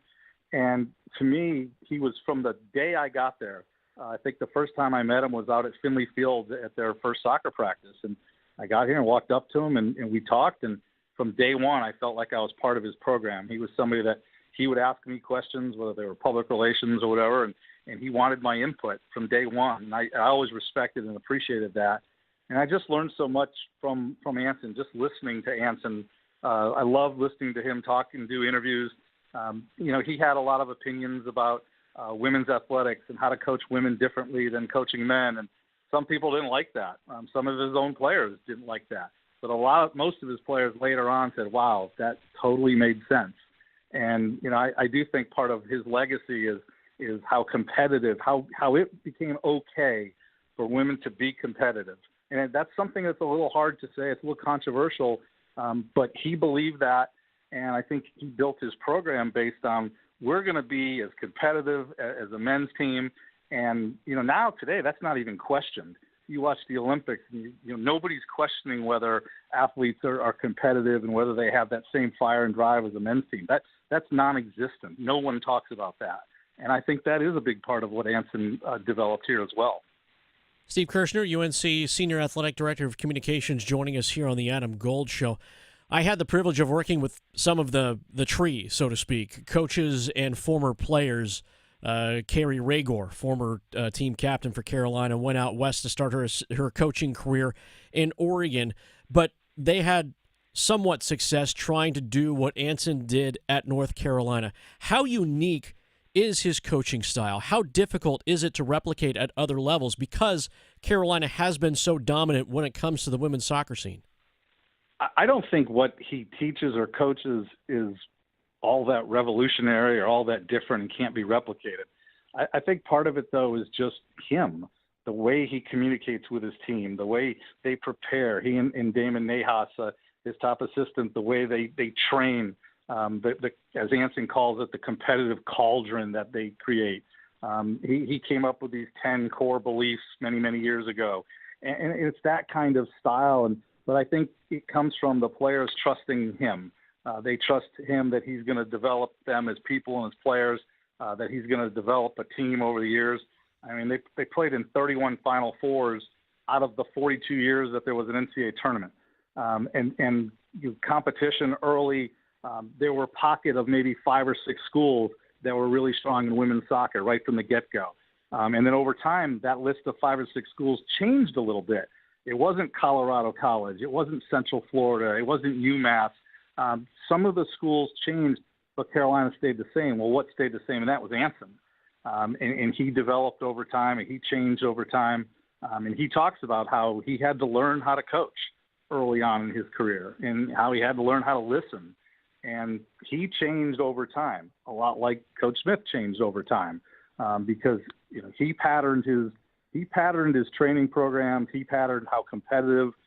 Coach Smith used to chart every single drill in practice, even layups. And Anson took that from Coach Smith. So the idea, just like now, of retiring right before the season, Anson talked about how at the end of last year, we had 6 or 7 transfers that left the program. Well, he had to kind of replenish the roster. So he was really invigorated about doing that. He was disappointed the way the season ended at BYU. He was invigorated about that. But then, this summer, he kind of realized, there's more to life than just coaching soccer. And as training camp went along, he just said, I don't have the energy necessary to commit to these kids 100% like they deserve. And therefore, I've got a great staff right here, and it's time for me to step out, even though it's 5 or 6 days before the start of the season on Thursday. And I think he could have stayed, but I think he also understood that if I can't commit to them 100%, how can I look in the locker room and ask them to do the same for me? Steve Kirschner is joining us on the Adam Gold Show, and I appreciate the way he did it as far as kind of taking a page out of Dean Smith's book with his whole retirement process. I think that's just a good representation of the Carolina family. But, Steve, you mentioned some of the greatest sports players that Coach Dorrance had during the decades with his program, including, I got to give a shout-out to Emily Fox and Crystal Dunn, member of the 2024 gold-winning U.S. Olympic soccer team. Just how much of an impact did he have on his players that he coached as far as recruiting and getting them to come to Chapel Hill and making UNC women's soccer a staple in college athletics? In 1988, we were at Clemson playing in the ACC men's soccer tournament because, remember, he coached both teams. And we were at dinner, and he pulled me aside and he said, Kirsch, I'm recruiting these 3 players. And if we get one of them, we'll probably win 4 national championships in a row. If we get 2 of them, we may only get a loss or 2 the whole time, and we'll win 4 in a row. And if we get all 3, no one will beat us for 4 years. Well, the 3 players were Mia Hamm, Christine Lilly, and Julie Foudy. And Julie went to Stanford, but Lil and Hamm came here, obviously. And he was right. We won 4 straight national championships as part of a 9-year run where they won the national championship every year. And Mia and Christine became 2 of the greatest international players of all time. And Mia was like 2-time FIFA Player of the Year. Also with Christine, she played in more U.S. games than anybody. They were the core of that team that won the 96 Olympics, 91 World Cup, 96 Olympics, 99 World Cup in the Rose Bowl. And through time, I mean, I looked up the other day, 14 players. You talked about Emily and Crystal Dunn. They were the 13th and 14th Carolina players to win a gold medal in soccer, 21 gold medals total. And that doesn't count the silver and bronzes as well and the World Cups. But it's that, Cindy Parlow Cone is now the president of U.S. Soccer. There are a number of head coaches and assistant coaches out there across the country, not just in college, but in high school, in youth programs that came through, as you said, the tree.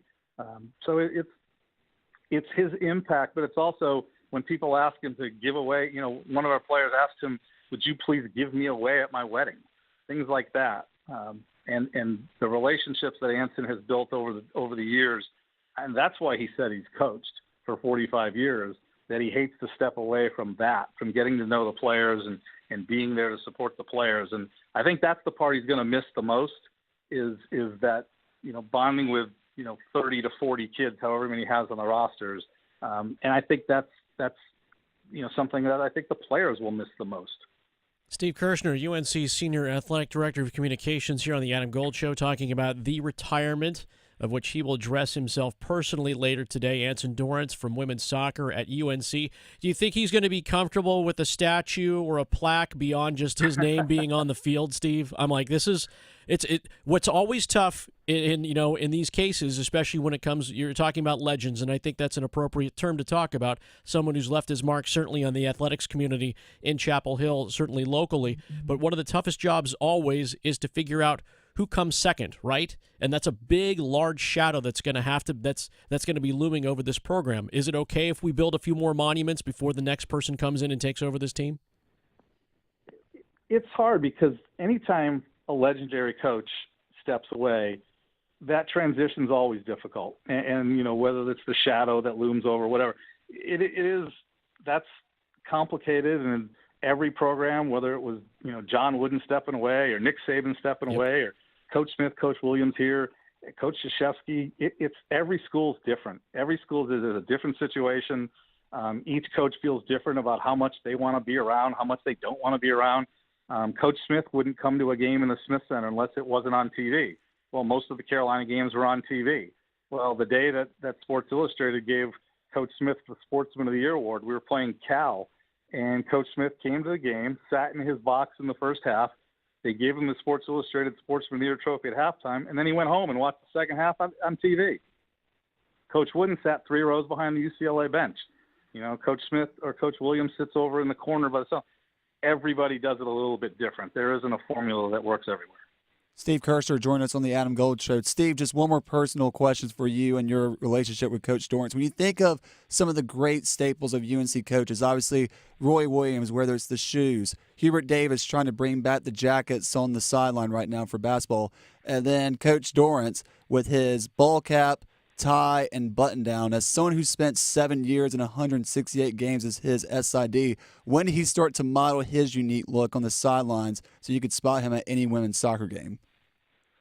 Well, that was after I left, because when I was doing soccer through 95, he just wore a polo and khakis or something like that. And, you know, the sunglasses and the hat and the jackets and all that kind of developed. When you coach someplace for 45 years, you got to mix it up a little bit. So I think he changed over the years. If you see photos of him from you know, the early 80s till now, you'll definitely see a different style from the sideline. But what you didn't see any difference in the level of play. You know, for them to be so successful for so long, you know, even though they hadn't won a championship in 12 years, still played in 5 college cups and won ACC titles and put players on the Olympic team. And, you know, the impact is still really been strong. Steve Kirschner, UNC Senior Athletic Director of Communications. Appreciate the closer look at Anson. Sometimes we just look at accolades and we look at trophies and things like that, but it's always important to get to know the person as well. Steve, appreciate the insight. Thank you. Thanks for having me on. Appreciate it. All right. Steve Kirschner, UNC Senior Athletic Director of Communications. Anson Dorrance retiring after 45 seasons as the women's soccer coach at the University of North Carolina. And that legacy will certainly live on with the field, and maybe he'll be sitting a few rows back as well. Paul Ihander in for Adam Gold here. It is the Adam Gold Show on this Monday. Interestingly, as we switch gears here, but we are going to stick with women's sports to a certain aspect, because this addresses a little bit more economics than anything else when it comes to sports. On the Record this past weekend posted a video. A part owner of a WNBA team, her name is Renee Montgomery. She's the part owner of the Atlanta Dream, and she was asked about WNBA expansion. Now, they're going to add a team in Canada, in Toronto. They have the funding for that and the ownership group there. They're adding another team in Golden State. There have been rumors, Golden State, I say, the Bay Area of California, to be more specific. They are talking about bringing one to Portland once that ownership group gets together. And that's Portland, Oregon. Portland, Oregon has a long history with women's basketball. They've tried there multiple times with the Portland Fire. There was an ABL team there as well. But Renee Montgomery says, we keep expanding west, but we're not adding anything else in the south. And because she is part owner of the Atlanta Dream, she rattled off 4 cities she believes would be good for WNBA expansion. Again, the W, as it is shorthandedly called, doesn't have that many basketball teams. Again, they talk about expansion, but they're expanding to odd teams. They need to even things out a little bit, and that growth will come. But how quickly can it come? Probably not fast enough for some of you who are just diehard sports fans, but for others, it's a little bit slower. And the thought is that it moves west, it's ignoring more ripe portions of the East Coast, in which Atlanta seems to be the only one that's kind of settling in so far. You have the Washington Mystics, but there's where you're talking about geography. So she offered up 4 teams ready for WNBA expansion, which would just really need healthy ownership groups or the willingness to make it happen. One would be Houston, Texas, which would open up a different kind of market, open up the Latino market for sure. There's the Phoenix team, the Phoenix Mercury, but they haven't had a lot of success in recent years. They've gone through quite a bit of change, but there's this big gap, right? There's this big space there. There's the Dallas team. Dallas, again, another one of those teams that's looking for any sort of healthy environment. But again, as this area grows up, she's looking to the south. So she moves a little bit further to the east and thinks about Nashville, Tennessee. And I'm not sure about Nashville, Tennessee being a hotbed for women's basketball. You had Pat Summitt, clearly, but that's Knoxville, Tennessee, not necessarily Nashville. You have Vanderbilt, Belmont, whatnot, smaller schools that play hoops there. But she also put out Miami. Miami, been a while since Miami was able to run it back, right? Where we talk about geographical matchups. And they had the Miami Soul. They were a professional women's basketball team based in Miami. The Soul is gone, but perhaps they could run it back one more time. The last one on her list of the four, as I mentioned, Miami, Houston, Nashville, is Charlotte. And if Charlotte, and it wasn't even a question mark, it felt a little bit more definitive if Charlotte could take on a WNBA franchise. This would capitalize on a lot of things. I could make the case for Charlotte pretty simple when it comes to fan base. The question is, are there willing owners? And would you be willing to make sure that that ownership group would be able to get in? And I start thinking to myself, who has the ability to make that happen in terms of ownership groups? Again, 4 teams looking for WNBA expansion, but a lot of it has been pushed to the West. So do you look at the Charlotte Hornets ownership, and you see Gabe Plotkin and Rick Schnall, who are the official kind of majority owners, since Michael Jordan, his heiress, pulled out of his ownership of the Hornets. So do you tap right back in to the NBA formula and the NBA ownership? It's possible. We've seen it happen in Phoenix, right? Matt Ishbia took over the Phoenix Suns, bought that team, bought the Phoenix Mercury at the same time, and now all of a sudden he's built a $10 million practice facility 2 blocks away from where the WNBA team plays. Like, he has dumped a lot of money into that, but he is liquid. The man is a billionaire. It's very clear he can make some things happen. But if you look at the economics of things and where the WNBA is headed and women's sports in general, it feels like if you could find yourself a Southeast fit, that North Carolina would be a good place for it. And if you have willing owners, it feels like when it comes to the owners of the Carolina Hurricanes, that it's really that Tom Dundon's not interested in WNBA. He's more interested in Major League Baseball, in making that happen. Now, I'm not saying that he wouldn't entertain some of those thoughts. I'm sure a WNBA franchise would be great to be able to fill dates at the PNC Arena in Raleigh.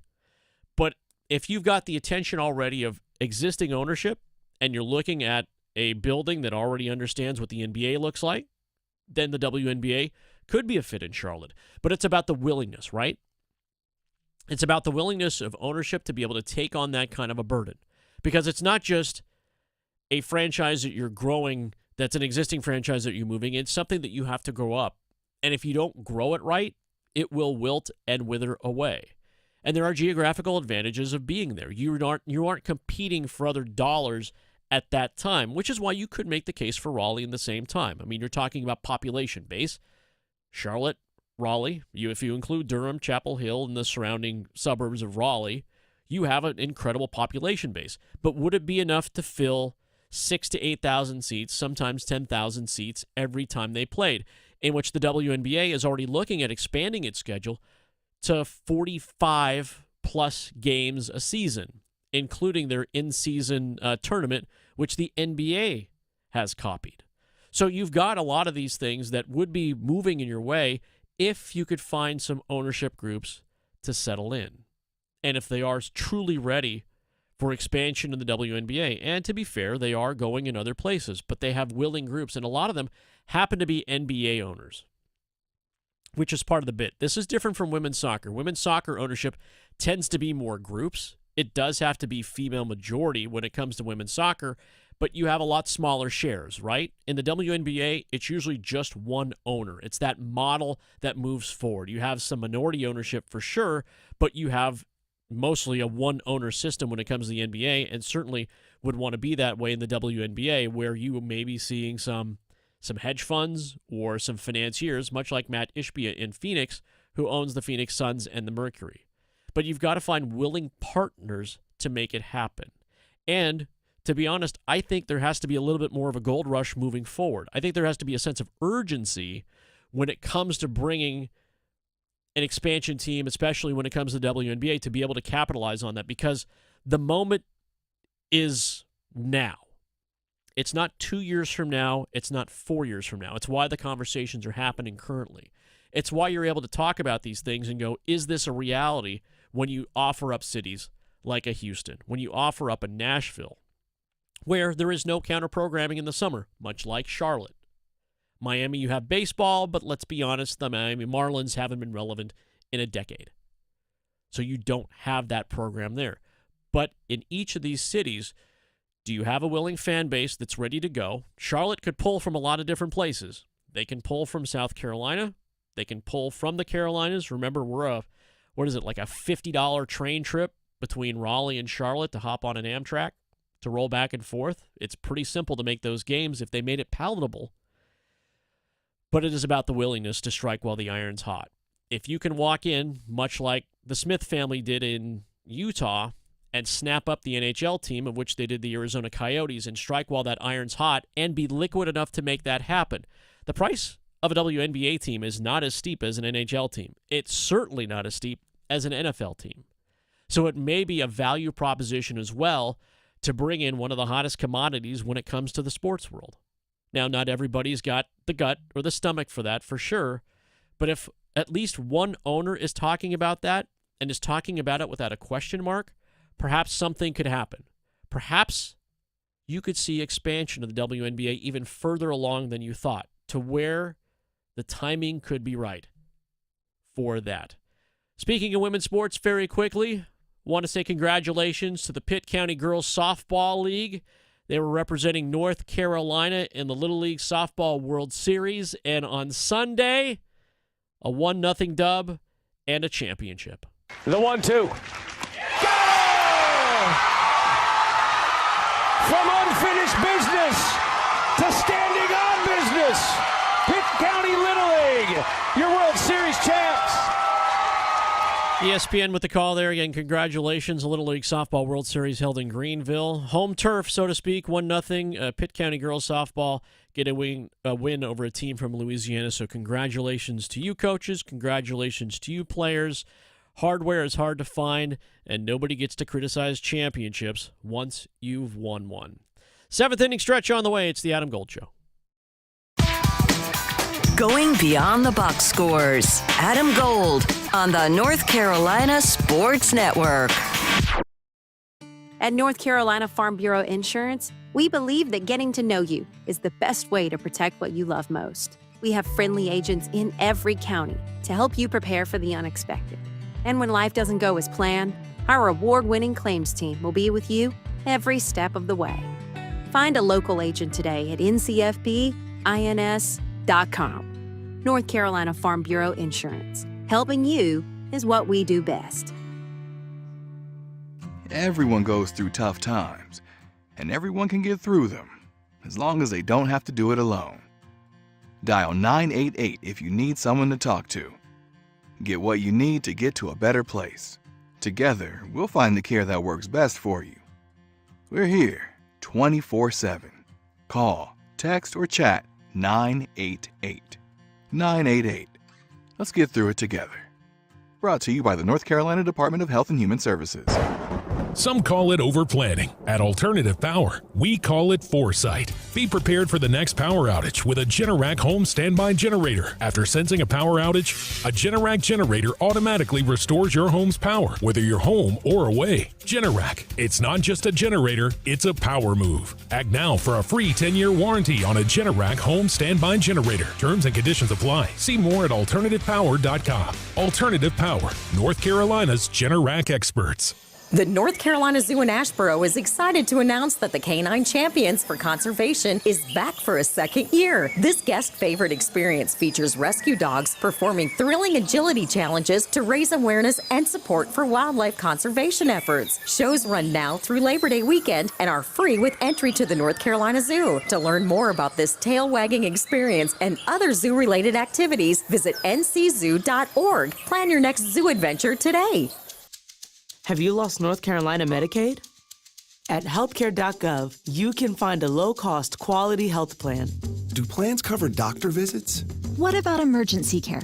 And prescriptions? All covered and more.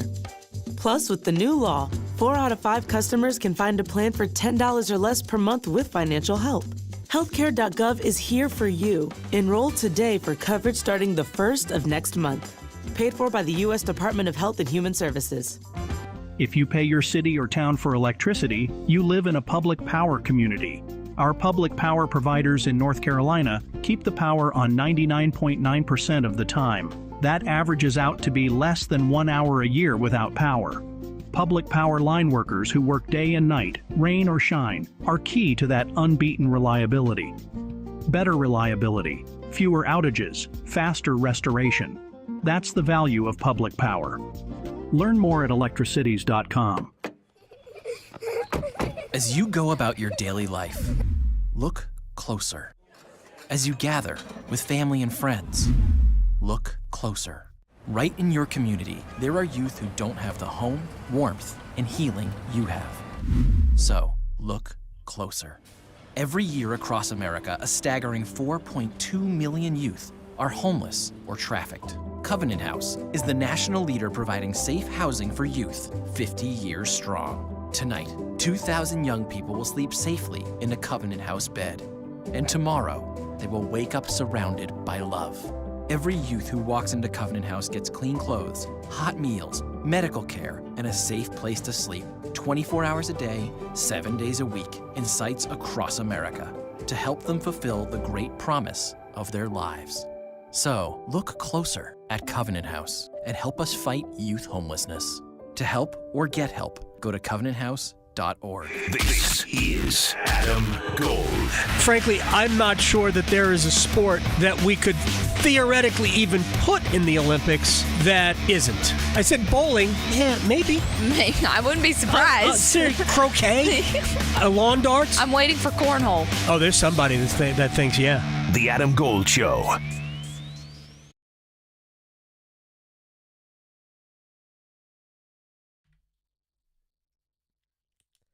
Adam Gold Show on this Monday. Paul Ihander in for Adam Gold today. Appreciate him letting me sit in the chair today. Graham Hill in for Victoria as well on the ones and the twos. I suppose we should stand up, stick our arms in a Y formation, and stretch. To the ball game. Take me out. I'm just kidding. I'm not going to do all that. Damn, dude, wake up. I do have some. You need the stretch, don't you? That was very monotone. I guess I was a bass when I took high school chorus. Yes, I did take chorus. It helps with radio people. 7th inning stretch time. We all know Steph Curry drained 4 threes in just over 2 minutes as Team USA men's basketball held on to their 4th straight Olympic gold medal in a classic game with France on Saturday. While the American fans were enjoying the commentary from Noah Eagle and Dwayne Wade, who, by the way, I thoroughly enjoyed his commentary throughout the Olympics. Wade was good. He was very solid on the mic. Eagle proclaimed the final 3 ball a golden dagger. It sounded just a bit different on the French side, Paul. And as somebody who loves a lot of sound bites, I figured you appreciate this. S'il vous plaît. I'd like to introduce to you and our audience statewide on the Adam Gold Show the French masterpiece, which includes the French commentary masterpiece, which includes the incomparable line of "This devil named Curry is hurting us," and that was just after he hit the first 3 down the stretch. The rest is equally enjoyable unless you're a French native. Here it is. Continue à aller voler les ballons, et ce diable de Curry qui nous fait mal. Attention au tir de Steph Curry.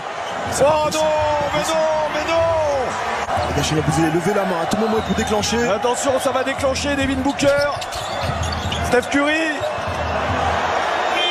Au buzzer, mais c'est pas possible. Qui renverse pour Kevin Durant. Il a la main chaude, Steph Curry, il a la main chaude. C'est pas possible. Il a la main chaude, Steph Curry. Ils ont tout donné, les Français. Et face à Steph Curry et sa maestra. Allez, 2 secondes, 1 seconde, c'est terminé. 98-87. Curry. There are a lot of English words that we use that are French. And so I didn't recognize very much of that other than maestro and impossible. He's a maestro. Impossible. Yeah, I had some of the closed captions. Some of the highlights was get away, talking about Steph Curry bringing the ball up the court. Also, he's hot. And then the other one that that crapped me up was he's done it. He's beaten us. Talking about the country of French. So, the French are known for surrendering. Wow. I think it's time we get another Statue of Liberty. We want another one? Yeah, I think we'd bring us a second one. I think we deserve that. Speaking of the Olympics. We're just going to call them fries. American fries. NBC did see ratings spike from Team USA basketball and U.S. women's national team gold medals. Saturday brought more gold medals for the United States and more huge ratings for NBC. The network announced yesterday that the Team USA men's basketball win over France in gold medal games on Saturday averaged 19.5 million viewers on NBC and Peacock. That made it the most watched gold medal game since the 1996 Atlanta Olympics. The broadcast peaked at 22.7 million viewers late in the game. The U.S. women's national team's 1-0 win over Brazil in the gold medal game also struck a rating of gold. No pun intended there. NBC reported that approximately 9 billion viewers tuned in, making it the most watched gold medal soccer match since the 2004 Athens Olympics. The great ratings are just the latest good news for the network, which experienced a ratings disaster during the COVID-delayed Tokyo Olympics. While the final numbers aren't in, NBC's ratings in Paris have been up to significantly across the board, literally from the opening ceremony. You could probably thank Snoop Dogg for some of that, too. I watched plenty. I talked about how I miss it a little bit. I miss watching midday handball, speed climbing, kayaking. I didn't catch much of the surfing. I thought I was going to watch more of the surfing, and I just didn't see much of it. I saw more skateboard than I saw surfing, but that's okay. But hopefully we all got our fix, right? Because skateboarding isn't, or surfing and skateboarding are coming back, but we're not breakdancing. I saw a lot more outside of the team sports. I saw a lot more swimming and diving than I was surprised. I was surprised that was everywhere. The most intake that I did. Yeah, but that's another reason why. I feel like it was just about everything. Like if you had it on the background, it was just always on your screen. Yeah, that was definitely unavoidable. So good for NBC. Final thing here, apparently Sean McVay shined on commentary while also coaching the Rams preseason game. For some time now, Los Angeles Rams head coach Sean McVay has been considered a shoo-in to the commentary booth whenever he decides to stop working the sidelines. Yesterday, he proved he doesn't even need to leave the sidelines to provide some entertaining commentary. During the first half of the Rams' preseason game against the Dallas Cowboys, McVay donned a headset or put on a headset and joined the ABC 7 NFL Network broadcast booth. This allowed the Super Bowl winning coach to provide analysis on his team while he prepped some kind of behind-the-scenes context only a coach might know. In other words, it added a little bit of a different kind of color commentary. Tighten up in the red area. Quick game, they're cutting up front. Nice job right there. Cam Kitchens, you bobble the slant, ends up getting the break up. He had a really good practice against these guys the other day. You can see he's getting more and more comfortable. Good range coming out of the deep part of the field. This is an excellent job by him being able to trigger, make a play on the slant. That's big time right there by a quarter safety. And Sean, every time we look up, whether it's here or at camp, he is making a play. He is, and he's getting more and more comfortable. He was, playing a lot in just the post at Miami, and we're asking him to do some different things, but he's a smart, conscientious guy. Two things. One, I think Sean McVay sounds just like Tony Romo. Second, have they kind of struck gold as far as taking the preseason and giving it a chance to allow head coaches to be on the headset? As long as they're comfortable doing it. I was going to say, I guess it really just comes down to if the head coach wants to do it. Yeah, McVay sounds like a natural. There's no doubt about it. He can describe the game. He feels like an everyman. He feels approachable, which I think is incredibly important for the call of things like that. By the way, the other voice you heard during that call, which maybe makes it that much easier to kind of hang on with, that's Andrew Siciliano. Yep. And the Mina call with Kimes, the who Rams. was also on the broadcast. So you've got seasoned broadcasters working and setting up McVay really well. That would be a pretty good booth, to be frank. And I know Siciliano just does pregame for the Rams, just having known him in the past. But he's got a solid call. But McVay sounded great. Like, there's no doubt about it. He was good to go. Yeah. Good to go. Love to hear some more of him on the sidelines. And also, I don't know about being a natural at winning money, but maybe that's something that you can do, Paul, as we play some bets. Okay. Place your bets. Place your bets. Here we are. I bet you slice into the woods $100. Gambling is illegal at Bushwood, sir, and I never slide. Okay, you can owe me.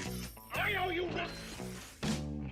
If you wonder where some of those bites are, they're from Caddyshack, the movie Caddyshack. Yep. For those of you who aren't familiar with any of that sound, Caddyshack, a classic movie from the early 1980s. I owe you nothing. Chevy Chase, Dan Aykroyd. I mean, Bill Murray. Sorry, don't want to mix all those up. It's pretty much all the same guy, right? In the 80s. Yeah, pretty much. They all rolled out of SNL and. All right, let's start. I've got 3 for y'all. Saturday's game between Carolina and the New York Jets. Based on the last game that Carolina played and based on how the Jets operate in the preseason, the over-under is 34.5, and I am going on the under -110. So you're doing some future bets. I'm doing some current bets, some MLB games. Now, I feel like we've hit that lull where there's not really a lot of sports on, so I'm just Plenty of sports on. I'm going to MLB tonight, and your LA Dodgers are on the road taking on the Milwaukee Brewers. They are. Breweries. Yep. Clayton Kershaw getting the start tonight. Excuse you?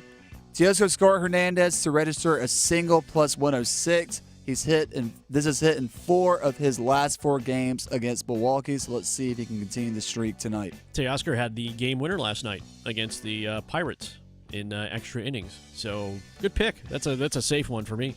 Shohei Ohtani, anytime hit. Milwaukee Dodgers. Freddie Peralta getting the start tonight for the Milwaukee Brewers. Ohtani, it's -260. It's not sweet money by any means in terms of money line.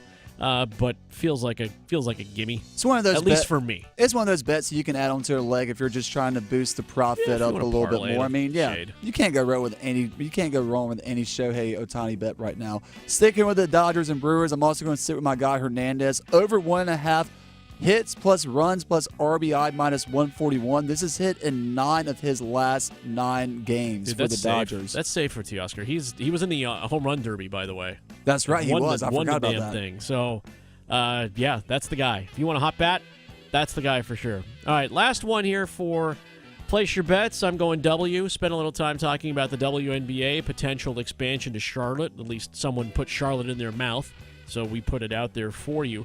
Games on Thursday as the W gets back underway after the Olympic break. Phoenix is taking on Chicago, and I'm going to run it back with Angel Reese. 15 points at +108. Angel to score 15, +108. There you have it. That's the stuff right there. Place your bets. Remember, for entertainment purposes only. Still got another hour of the Adam Gold Show coming your way. Kevin Durant talking retirement. Are you serious? It's coming up next on the Adam Gold Show.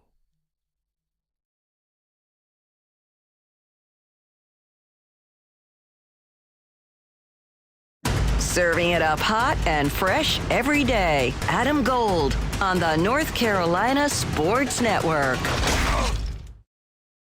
Hey, it's Adam Gold from my man, Coach Pete DeRuta, Capital Financial Advisory Group in Apex. I know Adam's not here today. Did he retire? No, he did not. I'm not ready to retire, but when I am ready to retire, rest assured that Coach Pete DeRuta, just like he can help you, can help me get to retirement with everything I need to live the life I want to live, which is free of radio. For you, it might be free of whatever your job is. So let's find out if you can do it. 888-843-0013. Or text Adam to 600-700 and let Coach Pete come up with a total customized retirement plan for you that will help you have everything you need financially to live a life of leisure in retirement. But you got to find out, and you got to call now. And by the way, that customized retirement plan is $1,000 value, yours free if you call right now. 888-843-0013 or text Adam to 600-700 and retire on your terms with Coach Pete DeRuta. Listen every afternoon for The Drive with Tim Donnelly. Noah Lyles is finishing winning gold. Fastest man in the world. Coolest guy ever. Bragging rights against everyone he's ever going to walk into. The guy that finishes 4th is like his head is at Noah Lyles' shoulder. No medals, best deal, fastest man, and not even on the podium. I feel for that guy. The Drive with Tim Donnelly, 3 to 6 on 99.9 The Fan. It's bow time. A leg and thigh dinner from Bojangles for just $5.99? Leg and thigh dinner from Bojangles for just $5.99? So crispy. So crispy. And juicy. And juicy. So much flavor. So much. Stop it. What are you doing? What, you expect me to get this delicious deal and not say anything? You're unbelievable. You're unbelievable. With a boldly seasoned leg and thigh, choice of fixin', a biscuit, and legendary iced tea, it's a deal so good it's worth repeating. So eat and repeat while it lasts. It's bow time. It's bow time. Dine in, drive through, or tap your favorite delivery app and have Bojangles come to you. Satisfy your craving for flavor right now with Bojangles 2-piece dinner. 2 pieces of Bojangles dark meat chicken, your choice of fixin', a biscuit, and iced tea for just $5.99. That's right, just $5.99 for limited time at participating Bojangles. What are you waiting for? When you're hungry, it's always bow time. How was everyone's first day at the North Carolina Education Lottery Winners Club? Oh, me? I set the high score in mini golf. I tried a new food called wasabi. Oh, I did absolutely nothing. It was amazing. There's no wrong way to be a winner. New $50,000 payout and $1 million cash word are here. The Winners Club awaits. Must be 18 to play. Approximate overall odds of winning range from 1 in 3.54 to 3.58. Problem gambling helpline 877-718-5543. From the Canes to the Panthers to all of the college sports in the Triangle, we cover it all on the Best of the Drive with Tim Donnelly podcast. Brought to you by Coach Pete at Capital Financial Advisory Group. Visit us at capitalfinancialusa.com. Adam Gold here from my friend Dr. Lori Travers at Travers LASIK, the Triangle's only LASIK specialist. And if you are a contact lens wearer, I'm going to save you time and money. You know how much time it takes to put in contacts, take them out, clean them, and do all of that. You know how much money it costs to get all the solutions and things you need for contacts plus glasses, prescription sunglasses. Now go to Dr. Lori Travers at Travers LASIK, 919-510-6830, and get rid of all of it. Make the call, 919-510-6830, and TraversLASIK.com. This hour of the Triangle Sports Leader is powered by Ritchie Law Firm, Raleigh's injury lawyers. Bounces his way into the end zone. Touchdown! Visit GotBrian.com. That's GotBrian.com. WCMC HD1 Holly Springs. Take us with you on radio, web, app, Alexa, and YouTube. 99.9 The Fan, the Triangle Sports Leader. The U.S. Women's National Team wins Olympic gold. They had an amazing tournament. They were brilliant all the way through from start to finish. And not only were the players brilliant, but Emma Hayes, this was her first time coaching and leading this squad to a championship at the international level. Only 10 games under her belt. She has taken this team to new heights. So this new generation looks very exciting. They look confident. And there are so many goals within these front three that it's so exciting to watch. And everyone should be thrilled for the future of where this could go. Gold, gold, gold all over the place for Team USA at the Olympic Games, wrapping up in Paris. 16 days of competition. It feels like we're just getting started here. Adam Gold Show on this Monday. Paul Ihander with you, in for Adam Gold today. Appreciate him letting me sit in for him today. Graham Hill is in for Victoria today. She will actually return tomorrow. She's been taking a trip to go watch some baseball. Bessabaro, as they say. But it's been, we've had a good time. Appreciate you guys hanging out with us today. It's always a pleasure to talk sports with y'all. And yes, certainly for the U.S. women's soccer team, it was a solid run, ending with a gold medal at the Paris Games. The same thing happened for the men as well when it came to basketball and women's basketball as well, as we drop a couple things here for you here on the Wall of Sound. The Wall of Sound is a function of this studio. There's no doubt about it. So, U.S. men's basketball team coming together, as LeBron James liked to call them, the Avengers.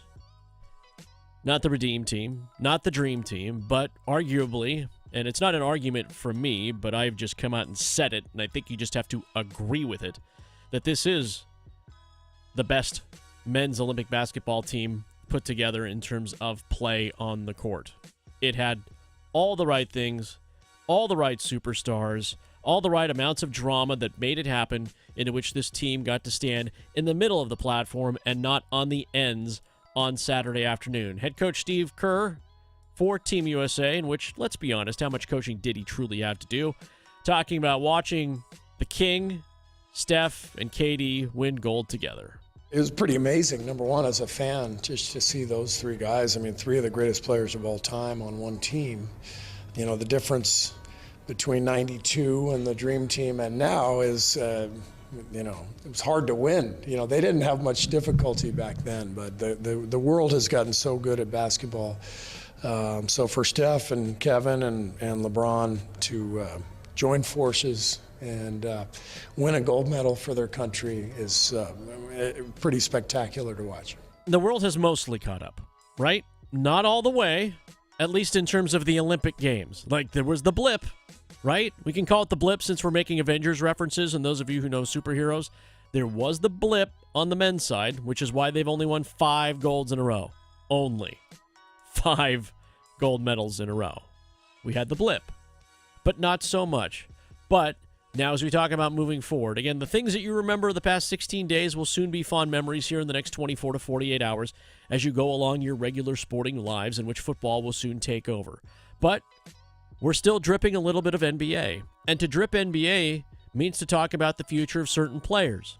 Not necessarily Steph Curry. Steph Curry says this is going to be his only Olympic Games, but he's got a way to go. And based on the conversation that he and Steve Kerr had, who is his coach with Golden State, after that game, in which Steve Kerr was speaking through a covered mouth, like you would see a flip chart on the side of a football sideline. Again, I'm talking about football still. He's still got a ways to go. LeBron James, his son is in the league. I'm sure he would like to play alongside him or against him at some point.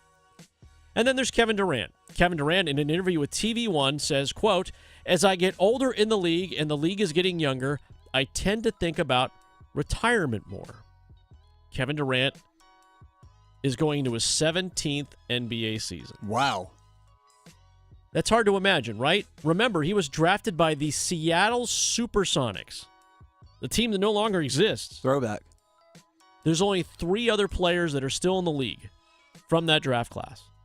Al Horford, who just won an NBA championship. Mike Conley, who's playing for the Minnesota Timberwolves, who were on the precipice of at least playing in the NBA Finals. And then Jeff Green, who is the ultimate journeyman and has played pretty much every place. Matter of fact, wasn't he part of that Boston team? Anyway, 14-time All-Star, right? 14-time All-Star going into his 17th season. But he's saying he doesn't know what's going to happen. He still has 2 more years under contract.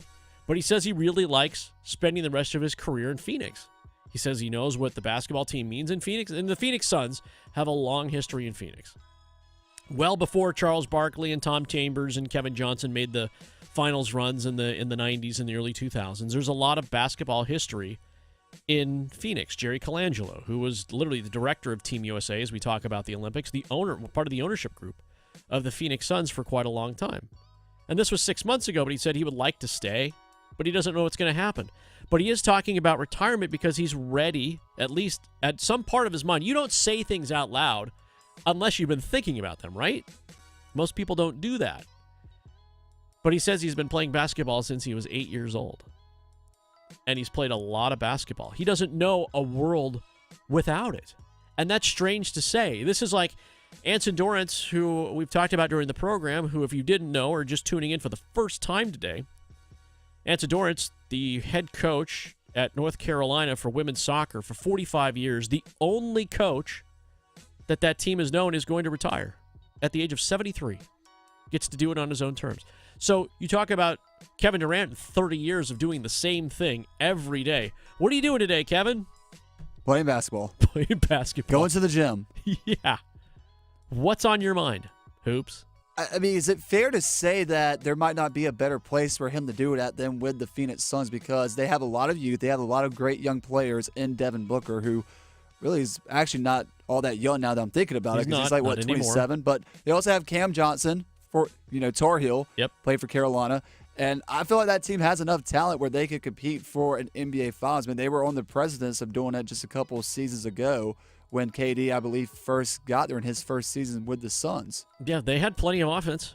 There's no doubt about it. And you Bradley Beal, part of that team, too. I mean, they made some trades, and they let Miles Bridges go, who's a superstar. But you see where, as these players hit these magical milestones, and Durant had his championships years ago. I mean, it's been, 8 years since he got that championship with Golden State, and he's been to Brooklyn since, and now in Phoenix. That transition could be really tough to be able to figure out when he could actually walk away. Vince Carter played into his early 40s. Durant's not even there yet. Yeah. Like, he's not even close. He's 35. And age ain't nothing but a number. I've said that many times. Durant still strokes it. Like, he fills the bucket with plenty of confidence. And confident that he can do it. That he can do it. But he's got the accolades, right? He just got another gold. So what do? Do you keep playing for the sport? Do you want to try to compete on that 2028 Olympic team? Perhaps that happens. Speaking of icons and Kevin Durant, as we continue the wall of sound, Brian Windhorst was asked, ESPN basketball guy extraordinaire who made the trip to Paris. I agree with him on this point about the gold medals being iconic, men or women. Well, the Steph Curry moment there was really, that's a iconic moment in his career. But I've never seen a game end like the game that ended with the women today. And we're talking about a 30-year winning streak. They haven't lost in the Olympics since 1992. And it was here they talk in centimeters. They said it was about 10 centimeters. I don't know how far that is, but it was pretty close. 10 centimeters from forcing overtime. And they were under a lot of pressure. And so just leaving them at their team hotel right now, there's a lot of excitement, but a lot of relief. And, the U.S.'s lead in basketball is very narrow. The wolf is at the door.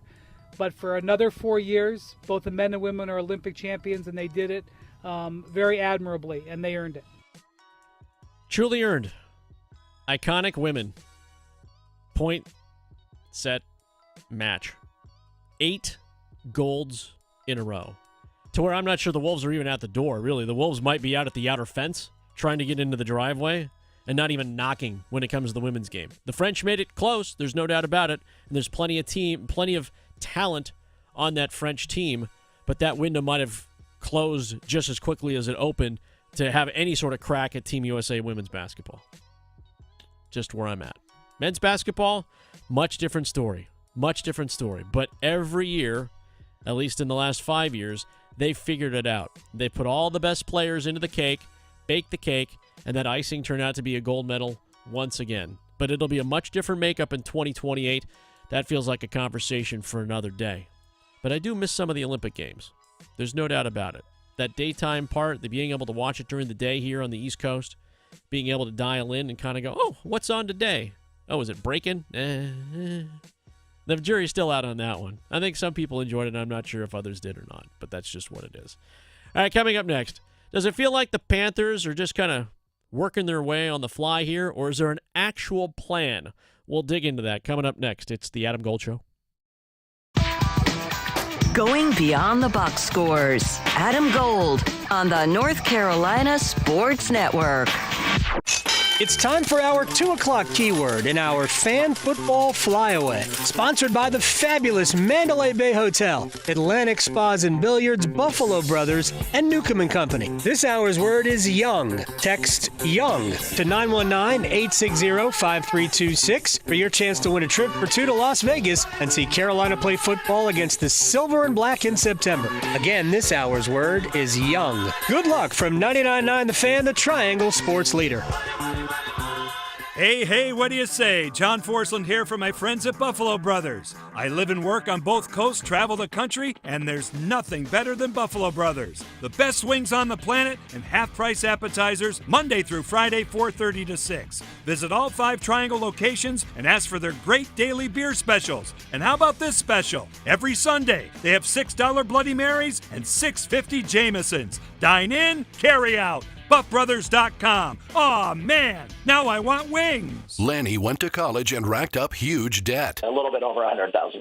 For a degree he couldn't use? Now what? I had a friend that went to my computer career and they talked to me about it. He was done in just months. I did do it online. They even helped him get hired immediately after graduation. One of the things I love about IT is that you can work from anywhere you want. You could become an IT pro in just months with zero experience at My Computer Career. It worked for me, and I know it can work for you. It's not rocket science. It's mycomputercareer.edu. Prescriptions require an online consultation with a healthcare provider who will determine if appropriate. Restrictions apply. See website for details and important safety information. Subscription required. Price varies based on product and subscription plan. Hey guys, did you know there's a generic form of Viagra that works just the same, but is 95% cheaper? And you can get it online? Go to hims.com/joy. Through HIMS, you'll get a free medical consultation, discreet shipping if prescribed, and the process is 100% online. To start your free online visit, go to hims.com/joy. That's HIMS.com/JOY. Are you ready to rule the realm? With a new Game of Thrones scratch-off from the North Carolina Education Lottery, you can. This epic game gives you the chance to win up to $200,000 instantly, or a trip to beautiful Napa Valley to play the Seven Kingdoms experience, where you could take home your share of up to $7 million in cash prizes. So treat yourself like royalty. Play the Game of Thrones scratch-off today, and let your reign begin. Must be 18 to play. Approximate overall odds are 1 in 4.31. Problem gambling help. Line 877-718-5543. Homeowners, listen up. Loan Pronto now has mortgage rates that start with a 4. Hey, it's Dennis Cox for Loan Pronto. It's true. Mortgage rates have plummeted to lows we haven't seen in a long time. If your current rate is over 6%, you can dump it and lower your house payment big time. Loan Pronto just locked in a homeowner with a 4.99% APR. Whether you got your loan last week, last month, or last year, it's time to call Loan Pronto. Even if you're in the process with another lender, stop now and call Loan Pronto. Ask about their zero-cost reduction home loan. You can lock in a lower rate with no closing costs in a matter of days with almost no paperwork and usually no appraisal. And if you act now, you can even skip your next 2 house payments. Call now. Loan Pronto can give you a rate quote in minutes with no hard credit pull and no upfront fees like those other guys. Call 919-381-1760 or loanpronto.com. 919-381-1760. Equal housing lender. NMLS 1661781. On approved credit. NMLSconsumeraccess.org. The best things in life, they come in twos. 2 scoops of ice cream, 2 tacos. And now for a limited time, get our best deal of the year. Buy any phone when you switch to Consumer Cellular and get 2 months of service free. That's right, the same fast, reliable nationwide coverage as Big Wireless, now with 2 months free. Proof the best things in life really do come in twos. Visit consumercellular.com or call 1-888-FREEDOM. Second and third month of monthly base service fee waived for new customers with the purchase of a phone and activation by September 2nd, 2024. Taxes, fees, and third-party charges will apply. See website for additional details. This is Adam Gold. Victoria, you played sports in high school, right? Oh, yeah. Basketball, and I swam. Could you imagine competing for $1 million? No. $1 million. No. I competed for plastic trophies. I was also a high school athlete, baseball player. No, and I could never even imagine it. No. The Adam Gold Show.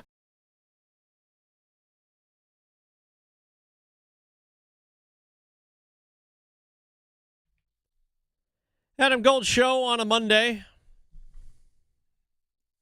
Paul Ihander in for Adam today. Appreciate y'all hanging out with us wherever you happen to be listening. Hopefully we provided you a little bit of break from reality for your Monday. Carolina Panthers. Where to begin? Well, they had a pretty physical practice on Sunday. They have 3 practices this week, the first one in the books for your Monday. They go at it again on Tuesday, and then they have a joint practice with the New York Jets on Thursday. That is ahead of the only home game for the Carolina Panthers this preseason. That'll be a Saturday tilt at Bank of America Stadium in Charlotte. They had a practice today in which defense dominated by all accounts. Mike Kay, the Charlotte Observer, keeps some very nice notes on a yellow notepad, and suggested that it was the defense's day in a lot of cases, to where the offense had to huddle up quite a bit after making a few plays and not being as sharp as they want to be, which will lead us down a road in just a minute. But following today's practice, Jordan Fuller, safety for the Carolina Panthers, talked about defensive scheme, and there's an awful lot of continuity in Evero's defense. We've learned the defense. similarly, and we've been in like similar defenses and stuff like that. So the carryover is pretty easy, and it's kind of seamless how we gel together, which is pretty cool. Obviously, we have a long way to go. Whole bunch of practices to that first game, and then throughout the whole season get better too. But yeah, I like how it's coming together right now. That's confidence. You like hearing that from a guy that's going to be counted on to make some plays and bring some electricity, a little juice to that defense for the Panthers, which wasn't lacking juice. Let's be honest. Last season, there was a pretty good defense, and they're still a little thin at end. They got to figure out that defensive end thing. But it's good to hear Fuller talking about that. And he talks about that energy that's being brought to the practices. Me and Ashawn Robinson will be on each other just about bringing energy every single day and, just being our best selves. He's always challenging me to make plays on the ball. I'm always challenging him so it's everybody on the defense kind of motivating each other, which I like a lot. And there was a lot of yapping today for the defense. Again, it's just team on team, right? Guys who know guys and know systems. But that defense seems like it's light years ahead of this offense. I know the offense is probably sitting there thinking, gosh, when are the New York Jets coming to town? Because we're just tired of this defense being in front of us every single day. Because, you're right. It sounds like the defense is 2 steps ahead and the offense keeps taking 2 steps back. I'm not sure if there are steps for them to take back at this point. The issue with the Carolina Panthers is they live in a sort of shadow world, right? The shadow of last year's 2-15, in which a lot of people cannot forget that, are unable to forget it, won't forget it, whatever it happens to be. They are burdened with that. Along with that burden comes with the fact that you have a brand new offense that's being installed. Not a brand new defense, a brand new offense that's being installed, which for a second-year player like a Bryce Young, which for a second-year wide receiver, for all these guys, it's another new scheme and another new system. There is some continuity because you're still playing football. The object is to advance down the field and score as many points as you can within a set period of time. That is how you explain football to aliens, sort of. But the Carolina Panthers are playing alien offense, alien football almost, to its fans. To those who watch the NFL, they look at the Panthers and they go, question marks. Scratch your head. Try to figure out what's going on. One of those things that always comes up this time of year, and it happens with every team, but the magnification on the Carolina Panthers is real because they live with last year's reality. What have you done for me lately? And it wasn't a lot. And so as they're trying to figure out, and we try to figure out, and the fan base tries to figure out what's going on with the Carolina Panthers, they aren't getting the full picture. They're getting the blurry vision, right? They're trying to see the teddy bear within the sailboat mosaic in the mall. Remember malls? There was always that picture in that one place like, can you see the bear? I can't see the bear. That's what the Panthers are trying to force us to see. But nobody can see it because there's nothing in focus for us to see. We're not seeing the number ones out there. We're not seeing the game reps. Adam Thielen asked, after Sunday's practice, Adam Thielen, veteran of veterans, asked the question about does the offense need preseason game reps? No, I don't think so. That's not my decision. But I think the way that you can tell that the coaches have a very clear plan, right? Today was a next step in that plan, right? A lot of move the ball, a lot of just situation. Hey, it's 1st and 10. Okay, we got 4 yards on the run. It's 2nd and 6. Hey, we got a sack. It's 3rd and 12, right? There was a lot of just, there was a very clear plan of what today looked like. It wasn't just roll the ball out there and play football, right? It was real. It was try to simulate real football. I think the more you do that, obviously if the Jets coming here and facing another team is another step to that process. And now if they want us to play preseason games, we'll play preseason games. But I think there's a clear-cut plan in what they're trying to accomplish to get us ready for week 1. That's all that matters. I had to write it down. This is about the 4th or 5th time I've heard that from Adam Thielen, this same piece of sound. And it's a very veteran answer. There's no doubt about it. He's been around the NFL for a very long time, Pro Bowler, high-level performer, very respected. There's no doubt about it. It was a very diplomatic response. Let's call it what it was. But he said the phrase 3 times, and I had to tally it up, and I was like, wait a second. Does he believe it? He says they have a very clear plan. And he said it 3 times in that 45 seconds. They have a very clear plan. But I just talked to you about the sailboat mosaic, right? We're trying to see what that is. And if it emerges with number ones getting reps, some of the starters getting actual reps against the Jets in the preseason game, great. We'll all walk things back. We'll all stop crying, and we'll all be able to move forward and go, all right, we now see the plan.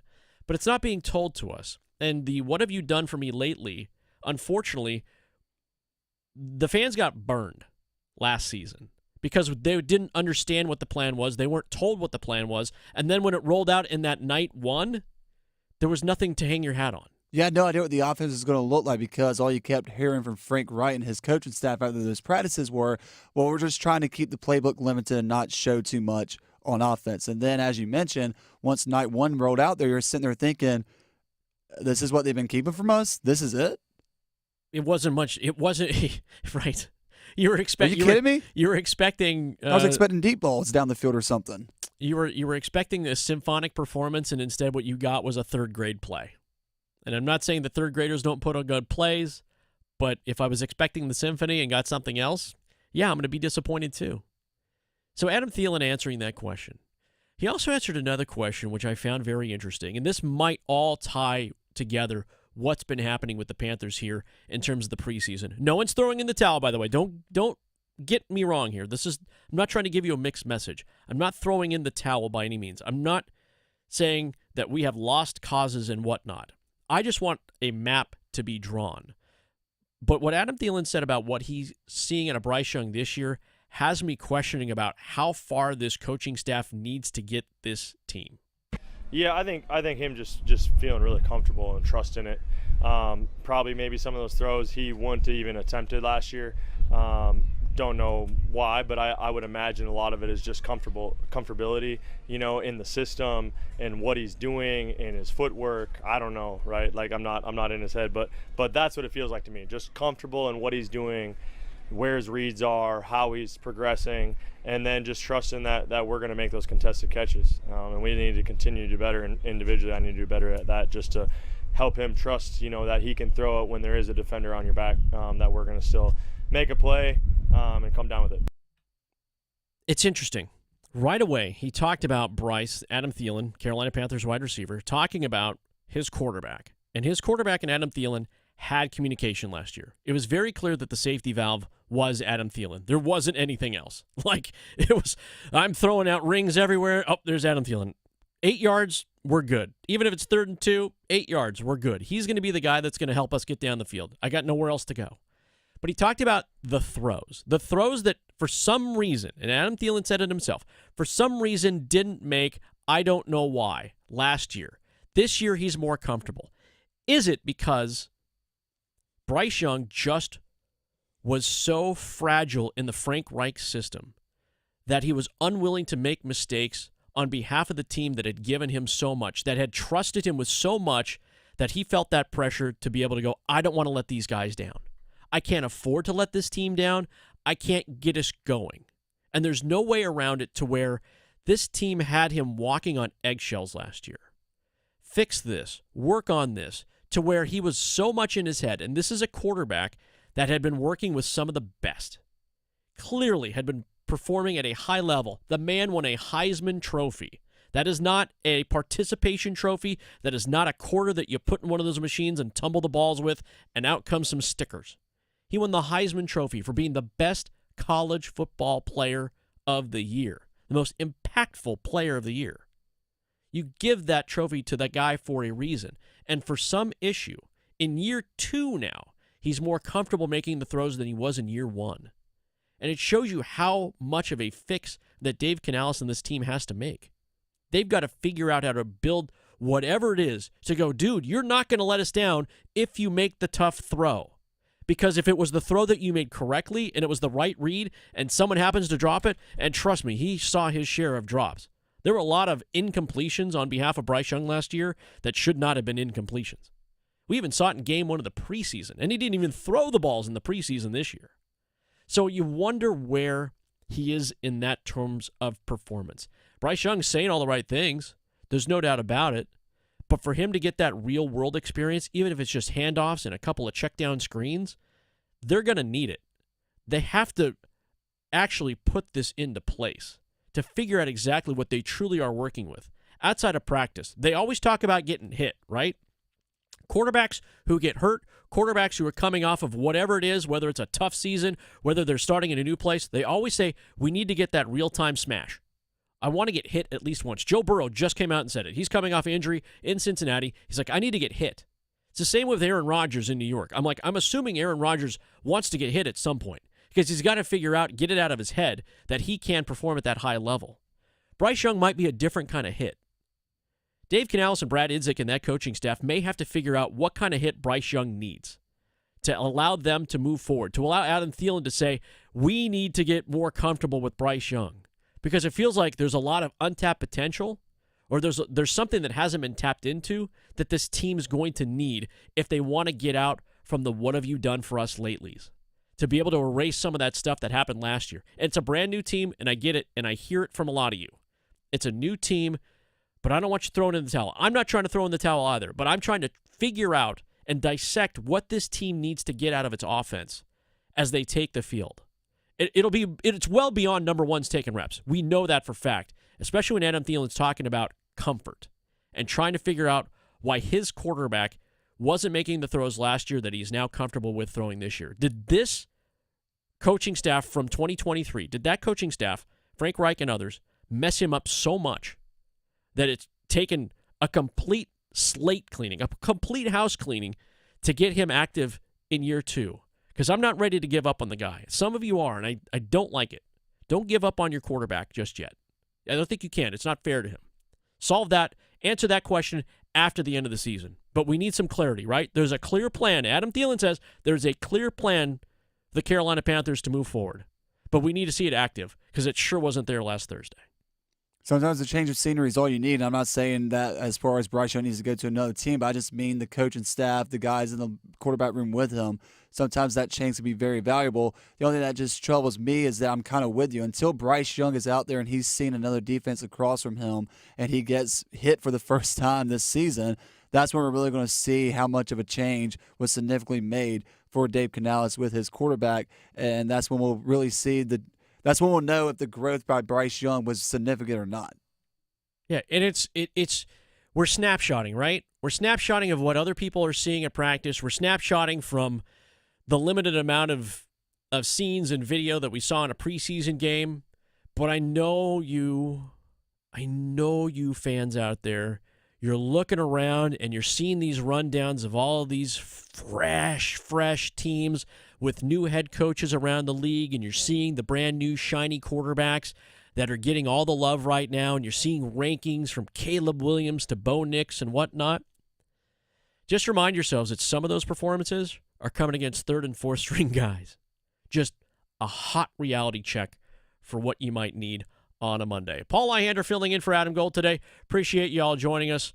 More on the way, including a little bit more dissection into what we should expect from the NC State Wolfpack. AP Top 25 poll is out. We'll tell you where all the ACC teams fall coming up next.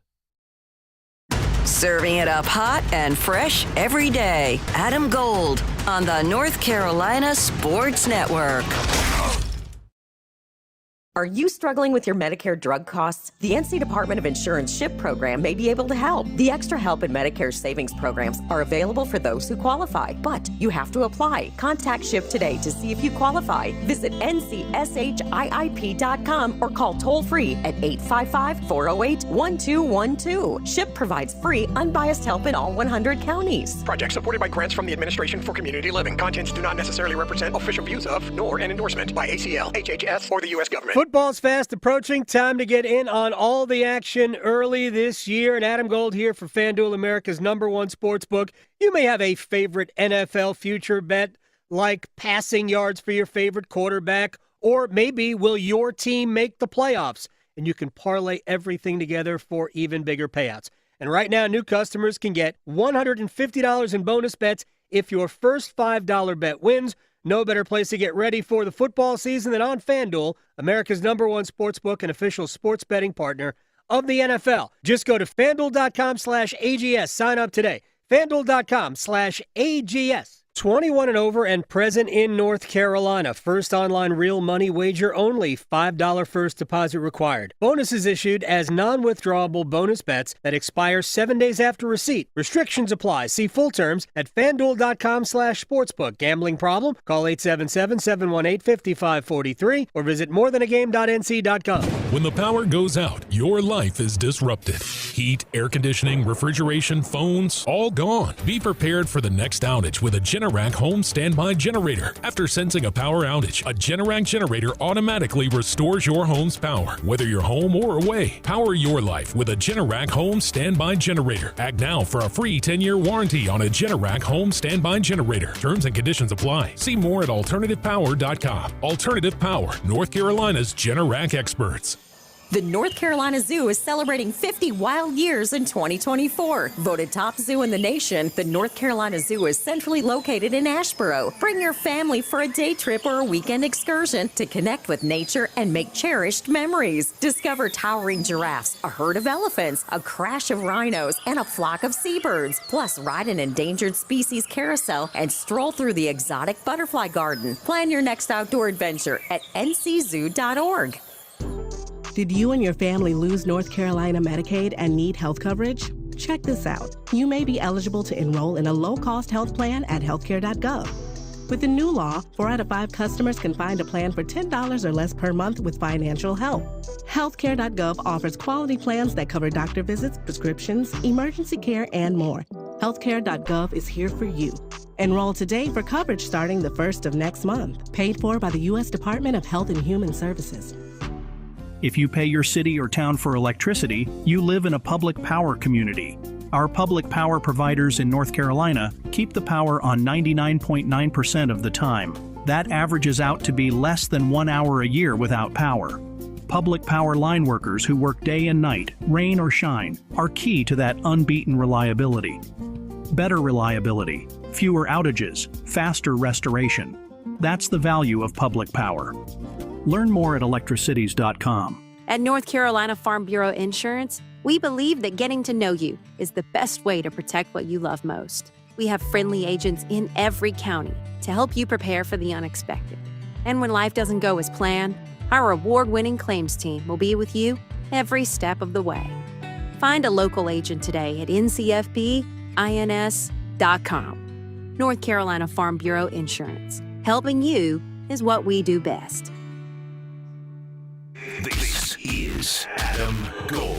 I had no idea John is a Cubs fan, too. Yeah, I think that's a prerequisite to being the head coach at Duke. I made one comment about the Cubs to Mike Krzyzewski, goes back a while ago, talked about the pitching staff, and he goes, yeah, but I don't trust Victor Zambrano. Like, what? The Adam Gold Show.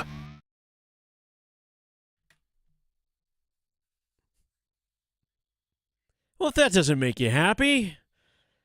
Adam Gold Show on this Monday. Paul Ihander in for Adam Gold. Thanks for hanging out with us today. Appreciate you making us a part of your Monday. Hopefully we've lightened your load a little bit, made you laugh a few times, but giving you a little bit of extra knowledge to take into the rest of your workday. Maybe you're off to pick up the kids at school or not. Maybe you got some night classes rolling through, or maybe you're just tooling around the garage after all the rain that we had from the tropical storm. And if you're still cleaning up like I am, my backyard, or at least half of my backyard's a swamp. It's just sploosh, sploosh, sploosh, and soft. A lot of my neighbors went out and mowed their lawns and got their wheels stuck.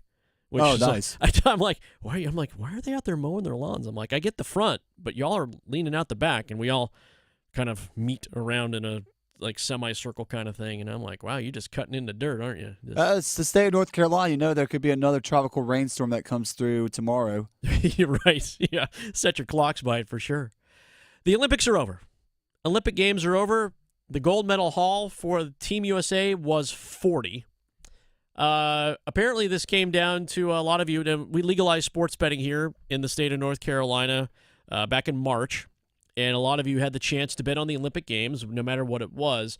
Apparently there was an issue when it came to betting, because one of the early prop bets, and you all know what a prop bet is, right? You're trying to predict. I mean, all gambling really is, sports betting is about predicting the future, but the prop bets for the United States was about winning gold medals. And how it ended up at the end, the Olympics medal count, and I can dig it up here for you real quick. The United States had 126 medals overall, total. 40 of them were gold, 44 were silver, and 42 were bronze. So hey, we're really good at the sports when it comes to the Olympic Games. In second was China.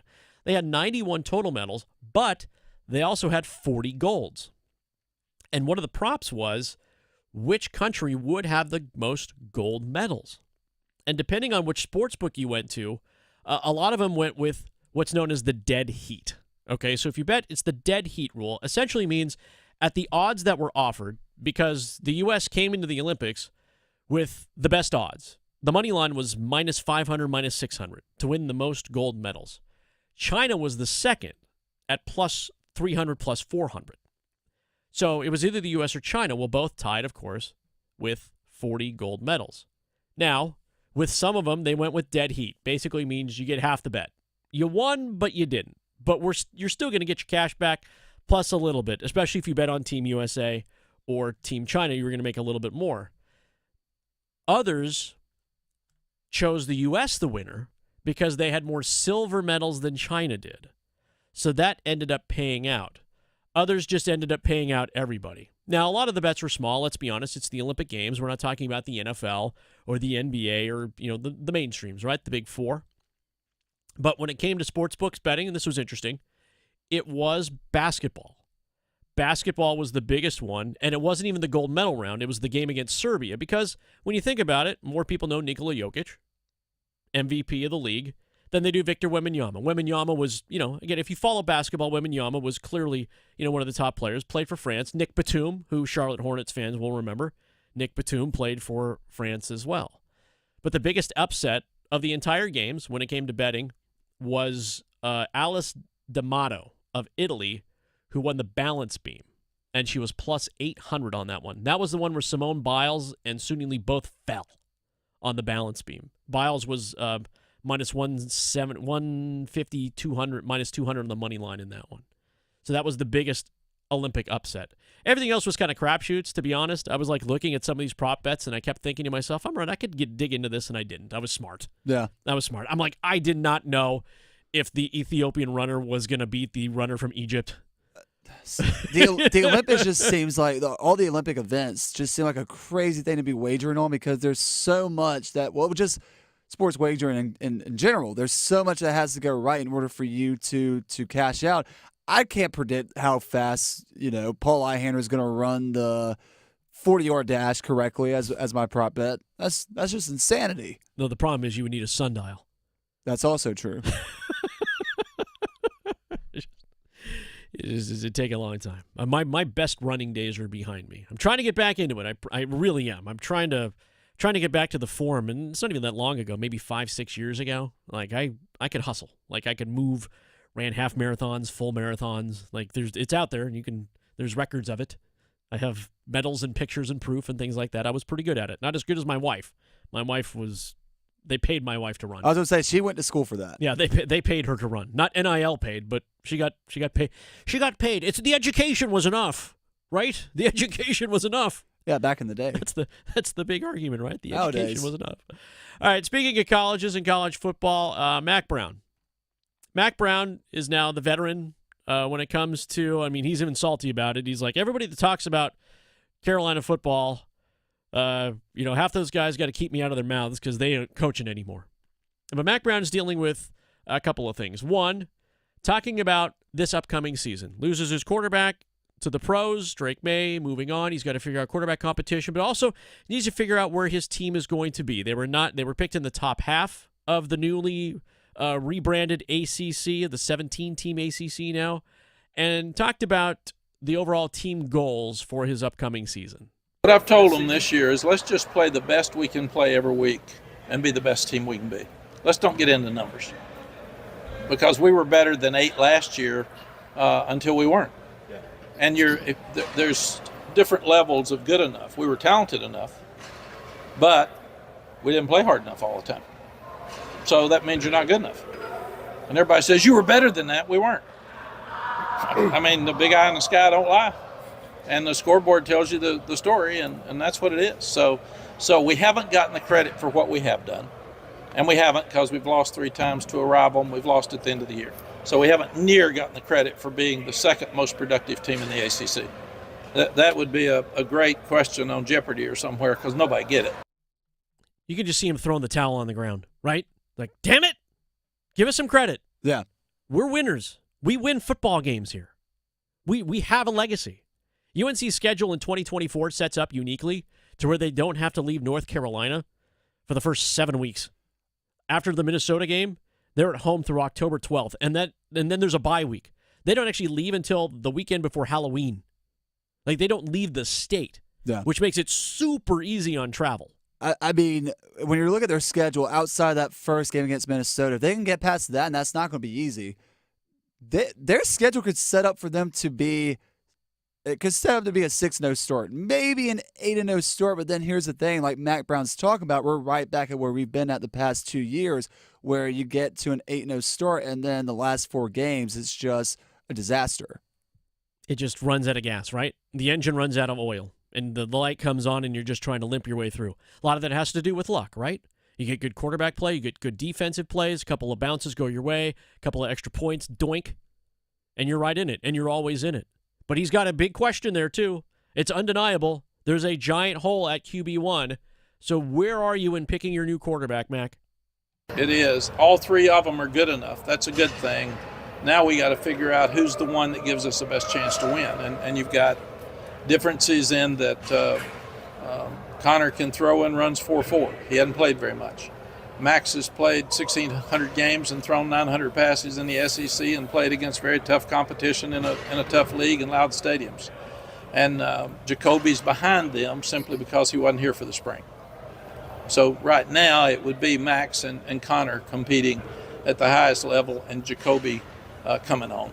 So do you go with someone who's familiar with your system? You didn't change coordinators in the offseason on offense. You did that on defense. Jeff Collins is here now. Or do you trust the new guy who transfers in from A&M? Do you trust Max Johnson's your guy who can command this offense and chuck it? Now, today is not the answer. Mac's not going to give us that answer today. He has no desire to.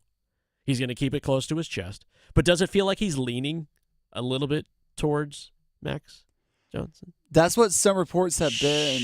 Right. Max Johnson. Is that what we're saying? I'll just hold. Okay. I'll No, is that what we're saying? Cannot confirm, but yes. I mean, I think that's where we're going. I mean, that feels like where Mac's going right now. But I'm not sure. Do you think that's where he's going? I'm just waiting for Matt Brown to get to the point where he's going to go full Nick Saban at one of these availabilities. He only talks to the media once a week during practices and go, I'm not telling you where I'm at the quarterback situation, so quit asking. He could. That's just what I'm waiting for. He just slip us all a note right across the table. But Mac loves the media too much. He's not going to go full Nick Saban. I'm very mad at you, Holly Rowe. I don't know if it was Holly Rowe that asked the question, but you get what I'm saying. Chapel Hill, some decisions there to be made. All right, earlier in the program, as we roll things back just a little bit here, we talked with Cory Smith of Pack Pride, Mr. R. Cory Smith on X, as we get everybody ready for the upcoming season and whatnot. Do you have to hit the rewind thing? Is that a thing? Do you hit a button for the rewind sounds during the Adam Gold show? It's like, oh, there it is. I did it. Right, there it is. Earlier in the program, we talked Pack football with Pack Pride editor Cory Smith. Joining us here on the Adam Gold Show, find him on X, R. Cory Smith, R, the capital R, Cory, C-O-R-Y. Cory, thanks for hanging out with us today. North Carolina State coming in at 24, first AP poll of the year. Hard not to avoid, already looking forward to week 2 with a number 15 showdown with Tennessee. Yeah, definitely. You look at NC State and they come in at number 24 overall. I think that's a pretty fair place for them. We talked about this back before the 2022 season, and it was like, NC State's looked at as the number 13 team in the country. I thought that was way too high. This number, it puts you inside the AP top 25, which is only the third time this has happened since the turn of the century. Back in 2003 was the last time before the 2022 season that NC State was inside the top 25. So, it's reasonable expectations for NC State. They have a lot of players coming back, but also a lot of new faces from the transfer portal, which I'm sure we'll talk about here in just a second. But yeah, it's hard not to avoid that week 2 game because that's going to be the true proving ground. week 2 and week 4 when they go to Clemson in week 4. So those are the only teams inside the top 25 right now that NC State will face, and both of them happen to be inside the top 15 as well. Cory Smith, editor of Pack Pride, joining us here on the Adam Gold Show. Cory, you mentioned transfers, and it's so easy for us to talk about the quarterback, obviously, in McCall, but I want to talk about the guys he's going to throw it to. And with Casey Concepcion obviously coming back, you have Noah Rogers rolling in too, but what gets ignored is the Wake Forest transfer, Wesley Grimes, who I understand has had a pretty decent opening start in the Pack uniform. Yeah, the first two you mentioned, Casey and Noah Rogers, obviously two guys they have really high expectations for. Casey, a guy that played just about every role last season, and Robert and I said earlier this week that he felt like he's not going to, he's not going to try to move him to a different type of role. He's not going to say, hey, we've got all these new weapons and you're just going to have a reduced role or something along those lines. And Noah Rogers, a former 5-star receiver, went to Ohio State, comes back to NC State for 1 year, and everything we've heard since the start of the spring was that he's gotten progressively better. But Wesley Grimes, somebody that ran the fastest 40 time. We put it in a notebook recently. The fastest 40 time for NC State in summer workouts. Also somebody that has progressively gotten better as a receiver. You look back at his time at Wake Forest last year, and as much as, those numbers were maybe a little bit underwhelming, you're wanting to go out and get a guy that, caught for over 500, 800 yards, something along those lines. That would have been number 2 for NC State last year in terms of receiving.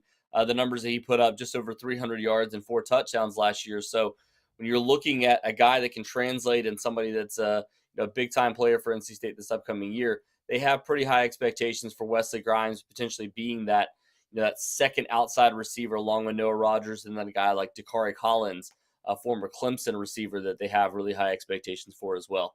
Cory Smith, editor of Pack Pride, joined us on the Adam Gold Show. Paul Ihander filling in for Adam.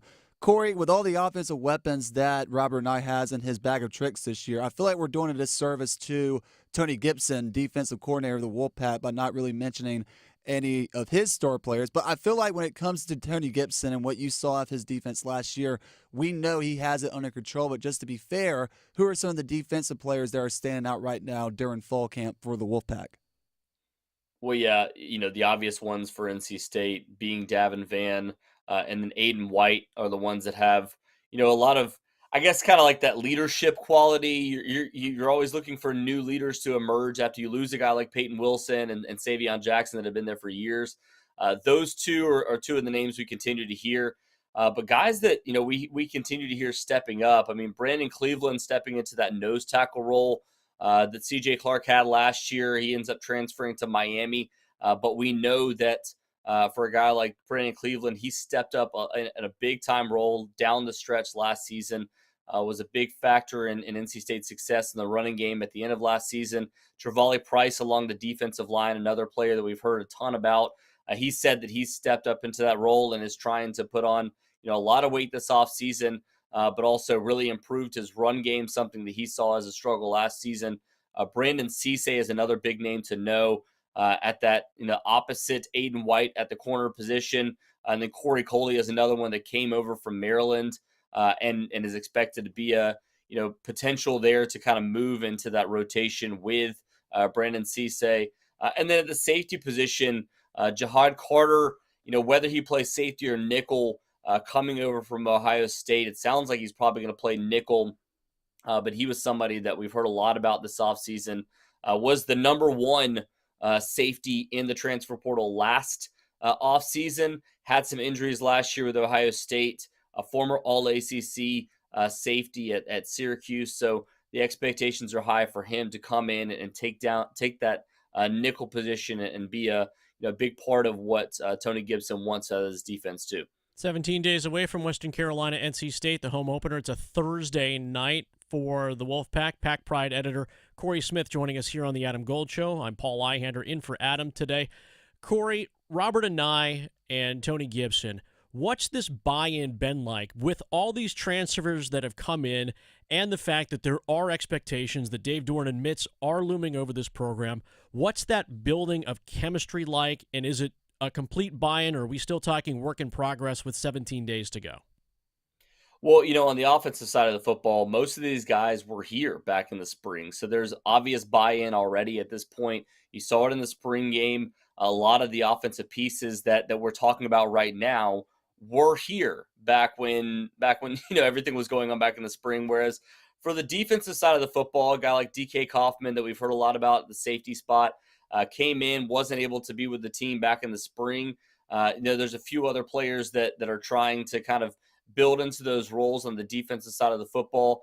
But and Jahad Carter being one of those that I just mentioned. But yeah, it feels like on both sides of the football, there's enough kind of mesh of the guys that are coming back. 4 starting offensive linemen back from last year, Casey Concepcion, Dakari Collins that we talked about. And then most of the running backs, with the exception of Jordan Waters and Dalen Smothers, guys that are returning, that you're expecting to be those guys. Kendrick Raphael is kind of the number 2 in that system. And then on the defensive side of the football, we talked about Davin Vann. We talked about, at the linebacker position, Caden Fordham is another name to know. Sean Brown moving from safety to linebacker. Aiden White back from last year. Brandon Cisse back from last year. A lot of these guys that are, kind of already known this system are able to work with all these transfers and get them caught up to speed just as much as Tony Gibson and Robert and I are trying to do. So, yes, there needs to be a lot of buy-in from the transfers, but there's plenty of guys that can tell them, like, hey, look, this is how things are done, and it doesn't just have to be the coaching staff. Final question for Cory Smith, editor of Pack Pride, joining us on the Adam Gold Show. I find it interesting. I'm not trying to take anything away from Western Carolina, but I find it interesting that both NC State and Tennessee have maybe what some fans would call a tune-up game, with Tennessee also playing Chattanooga. And Cory Smith, I might be asking you the dangerous question, but if you were Robert Nye and calling the plays in that first game against Western Carolina, do you keep the playbook kind of closed, or do you give some fans some excitement heading to that Tennessee game when they play the Catamounts on Thursday night? Yeah, I definitely don't think you show the entire playbook, which I don't know if you can show the entire playbook in 1 week for Robert and I. We've heard, obviously, dating back to him kind of back at BYU and then moving over to Virginia and then to Syracuse. Obviously he's kind of built the name the mad scientist because of the fact that he has such an extensive playbook, and I don't think the expectations are for him to show all of his cards in week 1. I think the one positive thing for NC State is, as much as, it kind of stinks that, your 2 biggest games are in the month of September, and it's like, all right, your entire season is going to be determined by those. The fact that you have so many new playmakers, and you're not going to have a ton of film to go off of with a guy like Noah Rogers, with, Hollywood Smothers, with Justin Jolie that I haven't even mentioned in all of this. And then, several other pieces that are still kind of being, worked into the system. You don't have a ton of film on any of those guys in this system. So there's going to be a lot of freshness early on in the season that you wouldn't have later in the year. So I do think that helps a little bit, the fact that the playbook won't be shown completely, but there's going to be a lot of new faces and guys that are more athletic, better targets in this system, and guys that can make contested catches, which I think is huge for NC State, that weren't in this system last year, that it's going to make it a completely different look, regardless of how much of the playbook you show in week 1. Salivating over the thought of college football kicking off like a fresh plate of pulled pork in the backyard barbecue. Cory Smith, editor of Pack Pride. Appreciate you, Cory. Thanks for joining us today. Yes, sir. Appreciate you guys. AP Top 25 poll out this afternoon. North Carolina State at 24, one of 4 ACC teams. One of 4 ACC teams. Miami at 19, Clemson 14, Florida State 10. Also want to include App State. App State was among the others receiving votes. So something happened in there in Boone.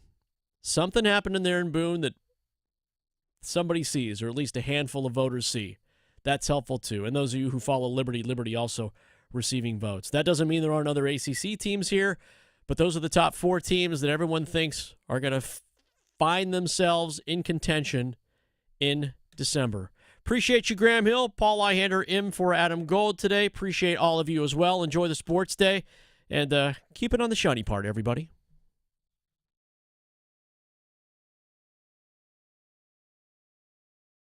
Raleigh